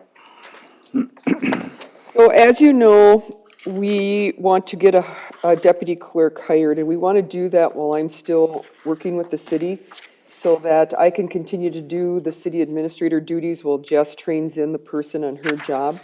And so we have the job description, you've already approved that. We have the ad, Jess is going to hand that out to you. I did put that in the packet, but there are some changes since we talked to the union, and Jess will go over those with you in a little bit. But the time frame is that we will take applications until the 19th of February, Friday the 19th, and then the week of February 22nd, staff will go through those and score those. And then the week of March 1st, we would do interviews, and then we would bring to you at the meeting on the 8th a recommendation for hire. That's the The plan. interviews? Pardon? Who does the interviews? We will have some council members do them, a couple council members. And last time we had, if Mr. McCormick's agreeable, we had Mr. Reamer because he has to work with that person. I don't know if Mr. McCormick wants to join in on it. And then it was Miss Manson and Miss Bonnywell and I. So we'll figure it out with staff members. We don't want to overwhelm that person, but Right. we do want someone from every walk because we want to make sure that we get the right person in that position. That position wears a lot of hats and it does a lot of customer service, and we have got to have the right person in that position. So with that said, the job description, I will let Miss Bonnywell talk to you about what she has learned from the representative from the local 49ers union. So what I passed out to all of you was the two draft memorandums of understanding from both the unions for the deputy clerk position as well as the city clerk treasurer position is in the AFSCME one, as well as a updated wage scale for the deputy clerk position. I spoke with the union representative from the International Union of Operating Engineers, Local 49, Mr. Christopher Chantry, on Friday, February 5th. We discussed the new deputy clerk position moving into the Local 49 union. The union is on board with the new administrative changes happening in the city. However, he did propose a new wage scale for the deputy clerk position, which would be similar to other deputy clerk positions within Local 49. He proposed a minimum wage of 25 and a maximum wage of 32, which would help attract a high-quality candidate for the position. I put the proposed wage scale in the handout that you have, and it lays out the first 4 years of raises according to the current union contract. I believe the raise is 4% a year. Staff recommendation is that we do align with the Local 49 wage scale for the new deputy clerk position. And just so you know, his survey did include cities of all sizes and greater Minnesota and the metro area. And when we were going through the administrator salaries, trying to figure that out, a long time ago, when we were going to restructure a while ago, we were told by the League of Minnesota Cities that we are considered metro here in Montrose, and so they said your wages should be comparable to the metro area, because we do compare ourselves to Howard Lake and to other areas, but we're considered more metro here than they are. So I personally don't think this new range is out of line, because this job carries a lot of responsibility. It's a big job. So, but it is entirely up to you. We're presenting the information to you. We just need to know, because I need to put the ad in the paper by 10 o'clock tomorrow morning. And refresh my memory, I don't remember, what's the wage scale right now for the deputy clerk? It should be in your packet. The starting wage, I believe, is $23.57, so it's not too far off. And once you review everything and discuss everything, the only thing we need from you is a motion to direct staff if you want us to begin the hiring process. I'll make that motion to direct staff to begin the hiring process for deputy city clerk. Or And then deputy can you clerk. add in there what range you would like to? At the, well, we can start at the minimum end of the range, 25, but in conversations or in interviews, you could, let them know what the range is, the full range at that time. So do you want to go with that range then? We figured out the 25 too. Well, I mean, that's pretty much what 49's holding us to, right? Okay. I'll second that. Further discussion? So if that were to be something we were trying to, we would try to fight on the salary range, how much of a stink would the union have about lowering it? Because I know this is their recommendation of 25 to 32. If we were to try to go against that, would that put us into trying to go to mediation or even court hearings to fight them on something like that? I Or would have to refer to Ms. Bonniwell, because she has done negotiations, and so has Ms. Manson. I'm not sure, and maybe James, you even know. I don't know. I'm not sure exactly how much of a fight that would be.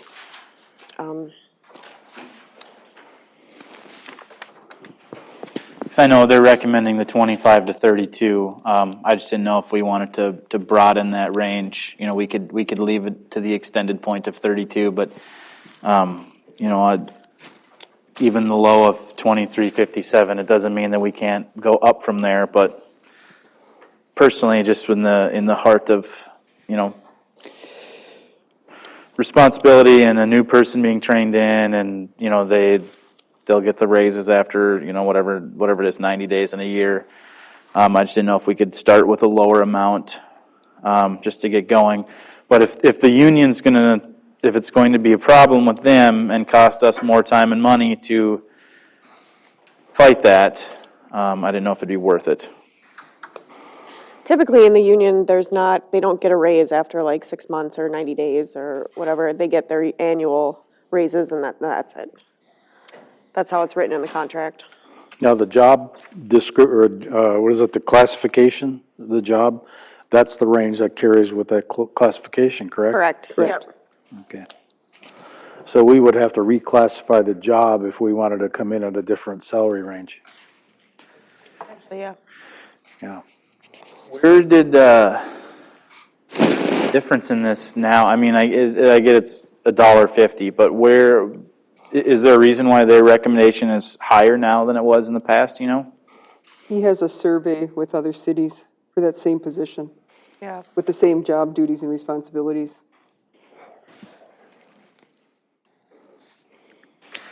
So basically, I'm hearing that it could be more of a hassle to try to lower it and fight it than it would be to ride the wave. In the so to time say. frame that we want to get this done, yes. I was just going to say, I don't know that it would go to mediation or anything when it comes to a wage in a case like this, because it's a starting wage, but they could drag their feet, which means then we wouldn't be able to hire anybody, and we could be looking at a month from now still trying to hire somebody. Yeah. So, you're talking $1.50 an hour. to try to get somebody in here that's responsible enough to do the job. And generally, like $25 an hour, I think we should be able to get really good candidates. Yeah, the union representative did say that should hopefully attract a highly qualified candidate, so. Yeah, I don't want you to think that the union is holding us hostage. I don't think that's the case. He's saying too, which we agree with as staff, as we talked about it today, to get a quality person in here. And we, with our restructuring, we've been talking for over almost 2 years now that we want to start doing this for all the employees to bring them where we have good employees here. You don't want to lose them. I mean, we are blessed. And so I think this will continue in the process of hiring good employees that will stay for an extended period of time. Do you know how many applicants in general we had the last time when we hired Jess's position? I feel like Sean told me there was quite a few when they hired me. I honestly don't remember. Just curious. But when we went through, seems to me there was like maybe 20, that's what we were expecting us. But we went through and rated them based on the point system that we use. So you have to give them like veterans preference. So normally we have something set up where it says you get this many points for if you have vets preference. You get this many points if you have a degree. You get this many points if you have experience. And I think when it came down to it, we only had probably 4 people or 5 people, 4 maybe, that we interviewed that even met the qualifications.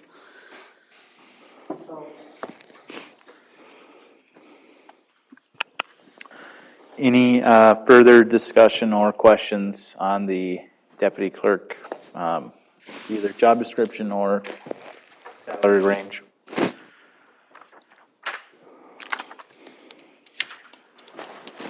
David?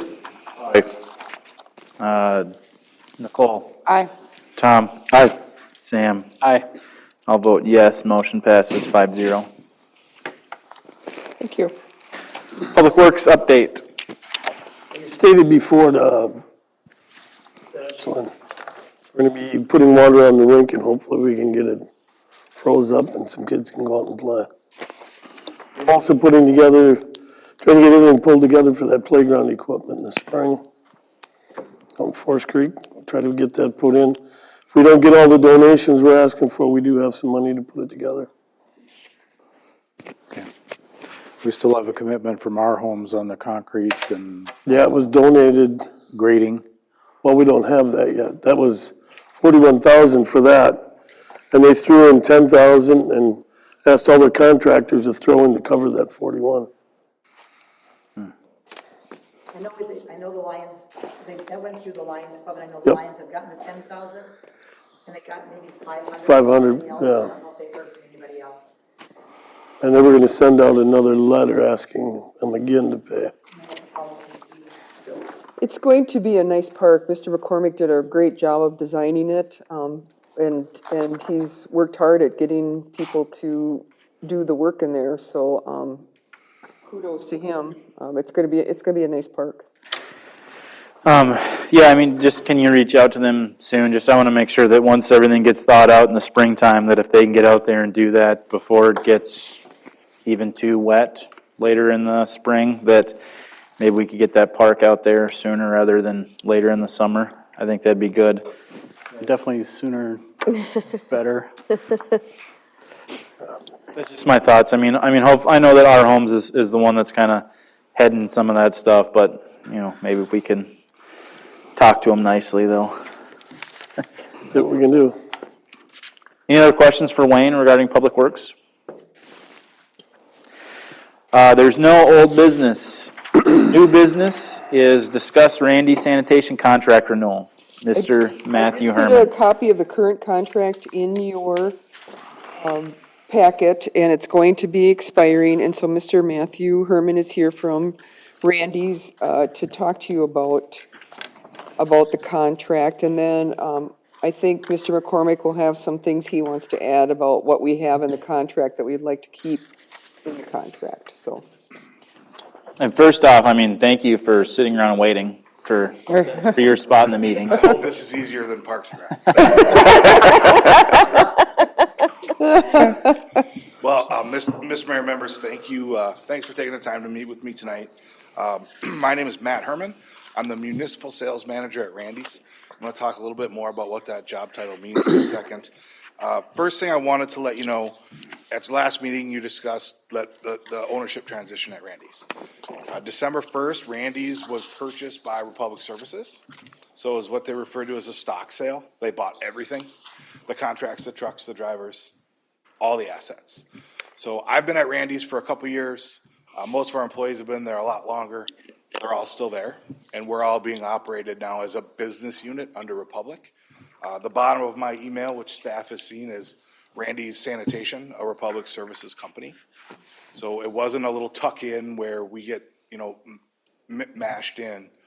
We're still there, same people, same driver, same truck probably. And we're excited about that. Our team at Randy's is really excited about kind of being able to offer our customers the best of both worlds. We now have the backing and the resources of one of the largest waste management companies in the world. And we still have 35 years of a family-owned history and culture, which I think puts us in a really unique position to provide you and your residents good service into the future. I've been at Randy's for about 2 years. I've done everything. In a small family operation, you wear a lot of hats. So I'm in the plant, I'm on the trucks, I'm fixing things, we're doing routing, doing customer service, doing sales. As of about January 1, my job is you. I manage our municipal contracts. That means you're one of 29 of my customers, and my sole focus is to make sure that you get the service that you want. So when I listened to the January 25th meeting and heard that there was customer service issues, it was frustrating. And I called Deb almost immediately, and I want to find a way to make that better. And I think what I hope we can do is get the contract renewed in a way that works great for everybody and really prove to you our commitment to service. It was important to Randy's. It's equally as important to Republic. And what we have now is one person that's in charge of your contract. And really, I hope I can prove that commitment to you. I hope I get the opportunity because it's really exciting. It's really exciting for me to be able to focus in this way instead of dog catcher, snowplow, Parks and Rec, putting all the different hats on. So I'm excited, and I hope we get to continue that. The contract we have allows for 1 5-year extension. I would like to talk with you about renewing that tonight and have an opportunity to sit down with staff and put some numbers together for you before you issue an RFP. Randy's is providing, I think, a great value for you and the residents. You're getting services from us that you can't get from other folks that should submit responses to the RFP. We're giving free document destruction services at City Hall. We're hosting dock destruction events for residents. There's not another hauler in the market that's positioned to deliver that service. We provide our innovative Blue Bag Organics program, at no cost organics recycling program. There's not another hauler in the market that can give you that. We give drop site coupons to residents. We give Public Works 25% off when they have stoves that came out of the ditch. There's nobody else that can give you that in this market. So I think we have a great package that I hope you find value in. I'm open to discussing other ways we can make it more valuable with staff, but I think we have a great package, and I'd really like to continue it for another 5 years. I heard that cleanup events were important, and that's something we can continue to service and include. We do a lot of community event support in the area as well, specifically in the city. So I want to keep all those things going. And I've also heard that transferring billing from municipal billing to hauler billing is important, and that's something we're well positioned to do. That will save staff time in generating bills. It'll save staff time in being back and forth phone calls, and you won't have to sell stickers anymore. You can get out of the sticker selling business as well, because we can automate that if we're sending the bill. Our drivers have onboard computers. If there's a big pile of garbage at the end of the driveway, we'll take it and they'll hit the button, and then that extra charge, if we negotiate that, ends up on the bill. So we can do it. We can provide the same services I think more efficiently, certainly more efficiently for your staff. And we can continue providing that value while taking some burden off of your folks. We just need the opportunity to sit down and talk a little bit about, you know, Deb, I think you said that there is an administrative fee charged. I don't understand the details of all that at every service level, but I'm really confident that we can put together a fair renewal that may have no impact on residents at all. And I know time is tight. You know, May 30th is about 10 minutes away.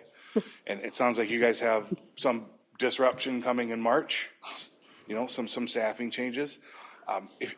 If we can get on the phone this week and next, I would set a target for us to be able to take overbilling by the time we get to the staff transition on March 31st. So, I mean, I think we can, if we get to work and we have the right data that we need, we've already done some looking in our data system and most of the addresses are there. Because in our tablet system, they have to know that it's, you know, whatever the address is to go there. So we have that. We just have to get your list, spend some time updating it. But I think we can put together a smooth transition and make it really simple for you and simple for staff. And ultimately, the residents just get one bill from us that they didn't used to get. And staff wanted to give Mr. Herman an opportunity to present that to you. We talked about RFPs, but some of the services that I found out after our January 25th meeting from some of the other staff members, Mr. McCormick and Ms. Manson, if you'll comment on it, that those are services that we aren't going to get from another hauler. Right. And it's something that the community really benefits from and City Hall really benefits from. So I just wanted to give him an opportunity to present that and for you to think about this again. Honestly say, before we had Randy's, we had a different company, which you probably all know who we had. We had the same services with them as we do with Randy's, but I think they're probably the only two companies that'll do that. And when they did the RFPs, the difference was about 2 cents. So it's a matter of if you're going to save 2 cents per size can and have to go through all of the changes by going out for RFPs and then making all the changes in the city. And I don't know if the other haulers would go with doing the billing for us like Randy's will agree to. I don't know if they do that, depending on, you know, who would do an RFP, but sometimes it's just much easier when you already have a company in place. If there's not a big difference or if you're not having big major issues, it's a lot of times a lot easier to stay where you're at.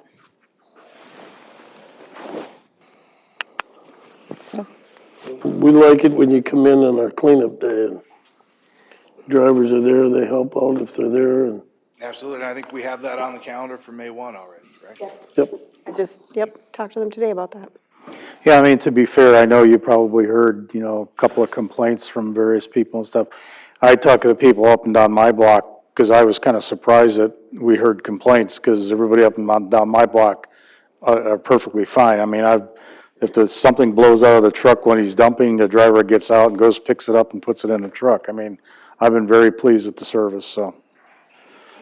Complaints happen. My shock was not knowing about them. Well, sure. And I wanted the opportunity and my commitment to you is when they come up, we'll address them and we'll be honest about them. And if there's a problem, we'll solve it. Yeah. And Mr. Herman and I did talk. He called me right away after the last meeting, and we did talk, and they are very willing to work with us on any customer service issues. There have been problems in the past, and so he's willing to do whatever to rectify that, and it will help to take the billing away from city staff, because they're just the go-between, and it's just absolutely time-consuming and ridiculous, in my opinion, because this way they'll be going directly to Randy's staff, Randy sanitation staff, to get the issue figured out.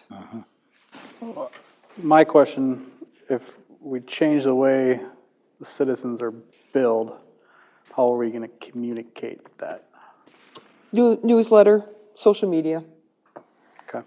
We have some examples of that transition that we can pull our customer service staff together and talk about what's the best fit for the city. You could always draft a letter and have our newsletter people send that out as well. And we may have to look at our ordinance too, because we want to be able to keep one hauler only in the city. We don't, I mean, even by having Randy's do the billing, we don't want somebody coming in and saying, well, since it's not through the city anymore, I'm gonna get my own hauler. We don't want that. We want to stay with one hauler because then you have one garbage truck in town once a week rather than 10 garbage trucks running up and down our streets each week. So we'll just have to look at our ordinance and may have to rely on. And we're pretty good at chasing our competitors out of spots where we have contracts. How seamless do you think changing the billing from us handling it to you guys, how seamless of a transition do you think that'll be? I think the first step, number one, I think it's going to be good. I won't promise great. We'll promise great once we get to look at the database. And in meeting with our staff today, when I said, I want to do it by I want to be able to say we can do it by March 31st and do it right. And they all told me yes, that they can. So we have to look at the spreadsheets, how do they line up? We have the time to go through. I think it'll go well. I think it'll be, what I think's not going to go so well is the people that say, I've never got a bill from them. I'm not going to pay that one. Right, and that's why I was mentioning about the communication. I mean, for a lot of people here, it's been, well, here comes my bill, I'll pay it, trash is all taken care of. With that said, with what you're saying and you're saying, I think that we need to figure this out tonight, what we want to do, and get a letter out through the newsletter immediately.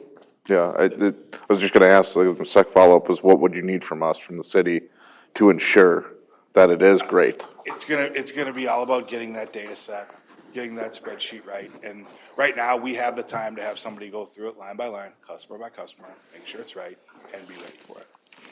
And I think we can get that done sooner rather than later.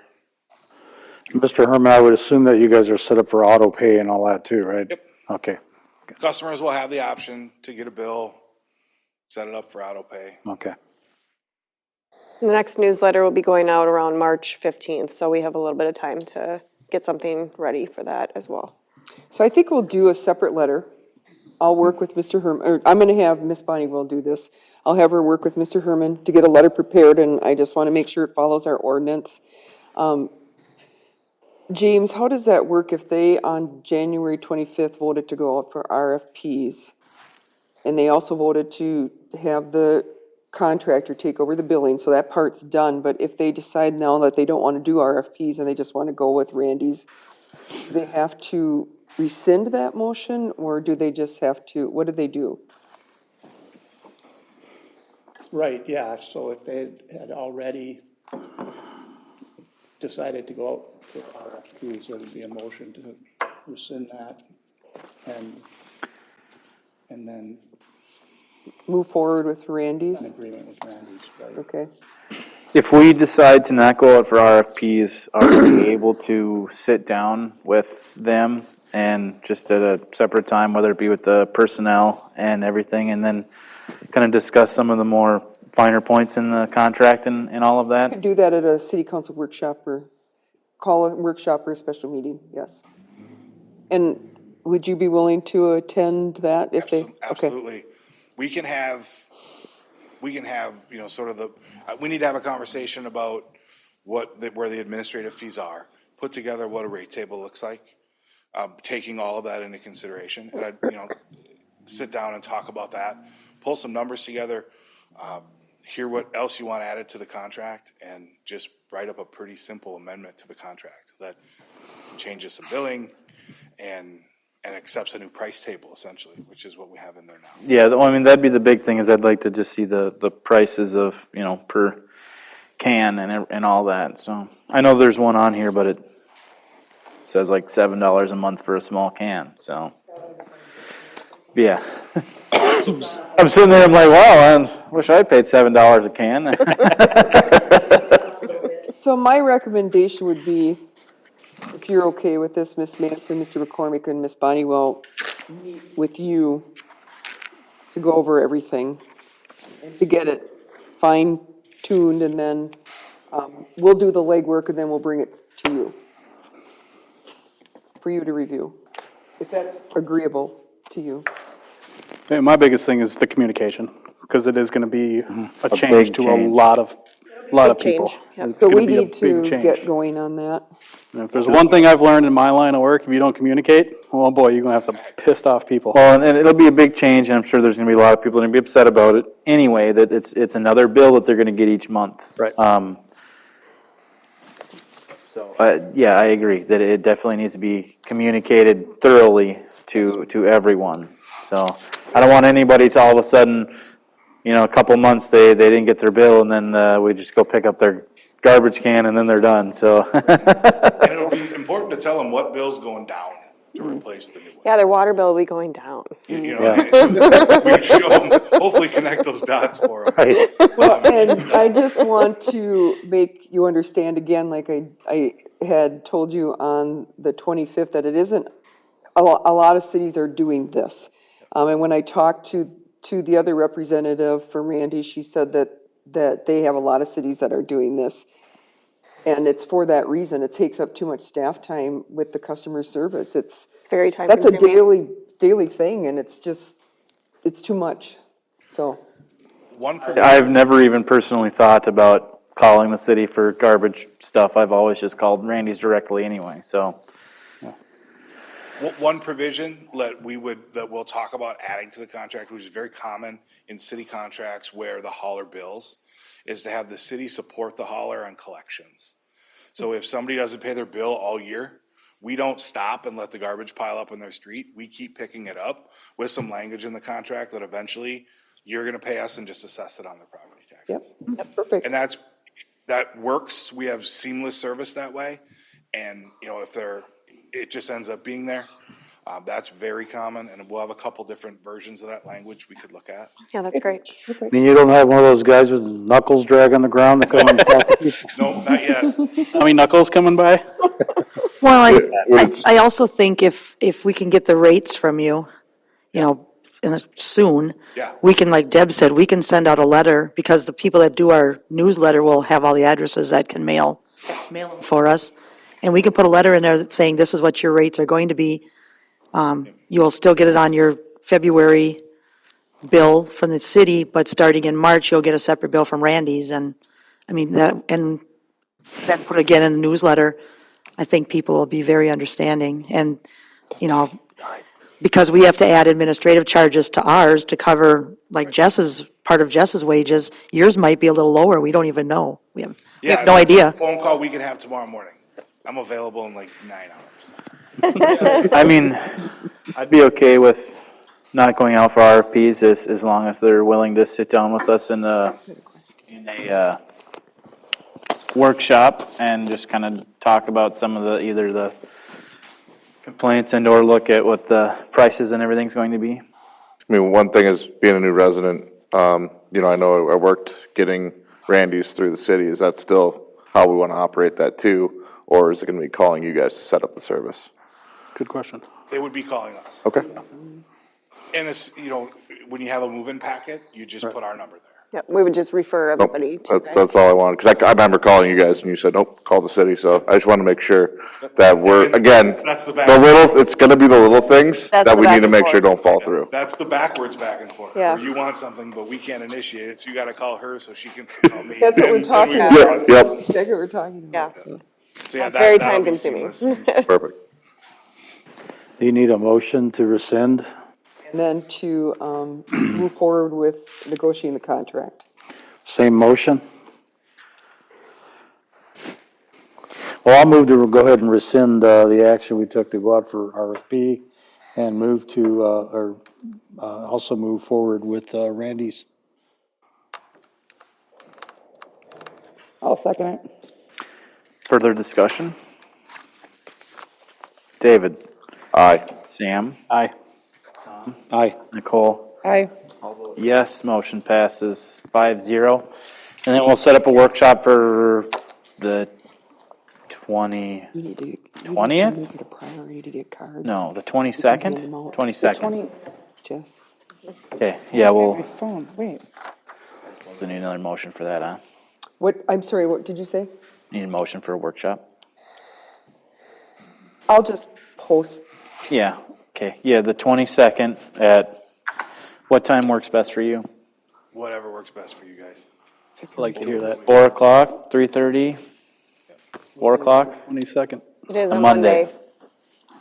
Those ones are usually bad You days can for make a you. motion, go ahead and make a motion, so you're gonna set it for, We could do that Wednesday too, if that's easier. Our Monday's your long day. Every day's a long day. What's easier for you, David? For me, I can make time work, so whoever's got the time constraint, I'll make it work. I like 4 o'clock. Workshop just throwing on that out there. February 22nd at 4 o'clock. Sounds good. Sounds good to me. Okay. And I did leave some cards here. It's got my old business title, but the current right cell phone. So please use it if you have a question or a concern. Okay, thank you. Thank you. Thank you very much. hey, can you, Mr. Herman, can you mark that on your calendar then, February 22nd at 4? Okay, thank you. Okay. Discuss proposed resolution to pay local government aid, LGA, on time and in full. Okay, so I put this in front of your, do you want to give that to James, please? This resolution came across from the Coalition of Greater Minnesota Cities. They were asking cities to prepare this resolution and get it to your representatives, which ours would be, our senator would be Bruce Anderson, and Joe McDonald would be our representative.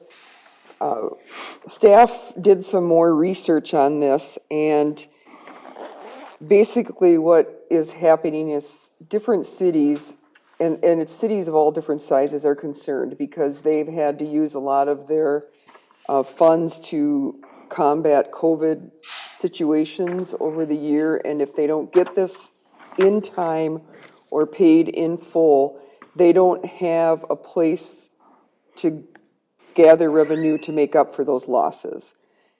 Well, I talked today with Miss Manson, as you know, she's our finance guru, and that wouldn't be the situation for us. We didn't, first of all, have a lot of, everything we did for COVID was covered by the CARES Act funding. We didn't do anything unless it was covered by the CARES Act funding. And we have a reserve, I'll let Miss Manson comment on it. So, our auditors recommend Recommend that you do, it's a certain percentage of, that your general fund has a certain percentage of your next year's budget, so that you have something to operate on until you receive your funding in July. And I think our original motion years ago was that we would always have at least 40% of the next year's budget in our current funds, in our general fund. As of right now, we are more like about 100% funded. So if we don't get our LGA in July and we would not get it till August, we're just fine. We won't run out of money. So there's really no reason for us to have to pass an ordinance because, saying that we absolutely have to have our money in July because we'll be fine. I thought that part of this was due to just some rumors that I've heard of people I've talked to that they're considering lowering the amount of money that the state is giving to local governments. That's just something that I've heard for some of the state reps and people that I know that work at the Capitol, that's something that's been quietly thrown around. I'm not entirely sure, but I thought that was kind of one of these, that's why some of this was brought up, is that they want as much support from outer Minnesota saying that we like this and we need this too. See, and I looked for that today when I was doing my research, and I didn't find that because I have heard that too. And so it wouldn't hurt us to do the resolution, there's no doubt about it. It wouldn't hurt us at all. So if you decide you want staff to do that, we could pull it together and have it for March meeting for approval. Yeah, but this doesn't have anything to do with the amount, it has to do with timing from the state. Yeah, So if they reduce funds, this isn't gonna matter. Right. Right? Am I understanding that correctly? Yep. Correct. Okay.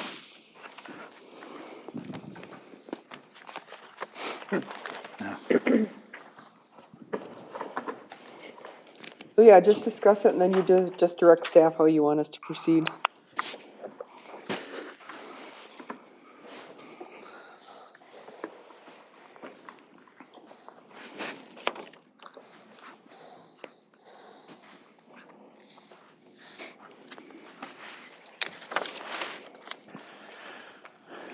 I mean, it's just, it'll take some time for staff to put some of the stuff together on here that's requested for information to be written on here, but I don't think it's necessarily a bad idea to get on board with this, of just showing, you know, our state reps, senator, and even the governor that, you know, don't cut the budget for local government aid, and, you know, send it when you're supposed to send it.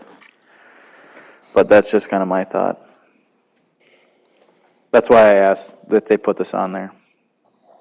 I don't know, James, have you heard anything about any of this, or?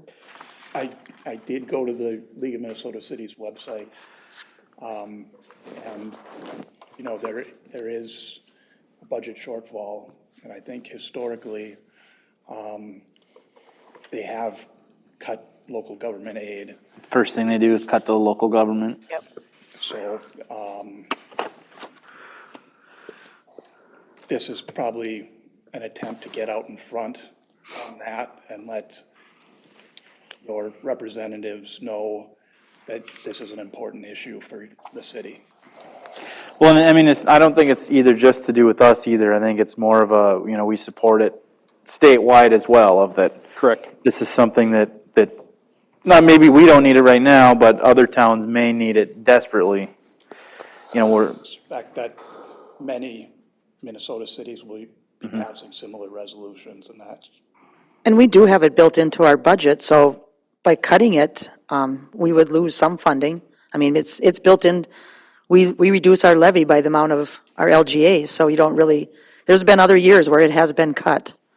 So, I mean, if this is a resolution to help so that it doesn't get cut, I mean, as far as timing, it's not a big issue for us, but if they're going to cut it, you really don't want to do that, because then you're going to be losing some funding that we didn't levy for. And I can tell you that in the city of Winston, when they did that, when they cut LGA, it was a nightmare to try and figure out where to amend the budget. So it was huge. And Ms. Manson and I already started talking about things that we can fill in. I know, Kirby, you said that we have to fill in some of these areas, but we've already talked about some of the things that we could put into those areas. So if you want us to move forward with it, we can do that and have it ready for the March meeting. Actually, I think what we'll do is I'll schedule this to be a special city council meeting instead of a workshop, and we'll have it ready by then. Get approved, so we can approve it that night. Yeah, I suppose if you look at it from the standpoint of showing solidarity with the other cities, I guess I would support doing that. I agree. Okay, we'll prepare it. All right, upcoming meetings. Planning and Zoning Commission meeting, February 10th, 7 p.m. Workshop now. Special council meeting, February 22nd, 4 p.m. Regular city council meeting then would be March 8th at 7 p.m. Any acknowledgements?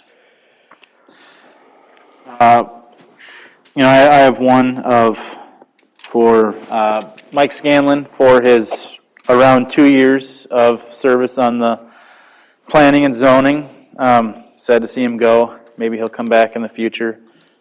He did a lot for there, and I know that past members of planning and zoning have had nothing but good things to say about him. Also to Randy's for coming and pitching their sale to us. Appreciate them fighting for it too. It shows that they want to be here. City staff, fire department. It's been a rough year, so glad you guys are all still here. And then just one other thing too, I'd like to encourage all city residents that if they ever have any questions, to reach out to myself, other council members, or the city about any information or rumors that they hear. It's better to hear it from the source than second or third hand telephone. So if you have any questions, feel free to reach out. Most of us are on Facebook. I don't know how much longer I will be. I'm cutting back on some of that stuff. So other than that, our emails are all listed on the city website. And I think a couple of us have phone numbers too. So motion to adjourn? I'd like to acknowledge I'd like to acknowledge the 8 applicants we had for the council position. My thunder. I haven't heard of, for sure, the last 10 years of that many applying for, I mean, we had 8 run at one lot. point, but I don't remember 8 applying for one position. Yeah, it was a tough decision to get to where we got, and I'd like to thank them for applying. I'd like to acknowledge Tom Weinick and his many, many years of service to the city. He'll be a valuable asset for his new fire department. That's all I got. I'll make a motion to adjourn. Second. Sam? Aye. David? Aye. All vote yes. Tom? Aye. Nicole? Passes 5-0. We're adjourned. There's a few more cards from the Matt Herman, who was here from Randy's, if you guys want some. Oh, he's still here. I'm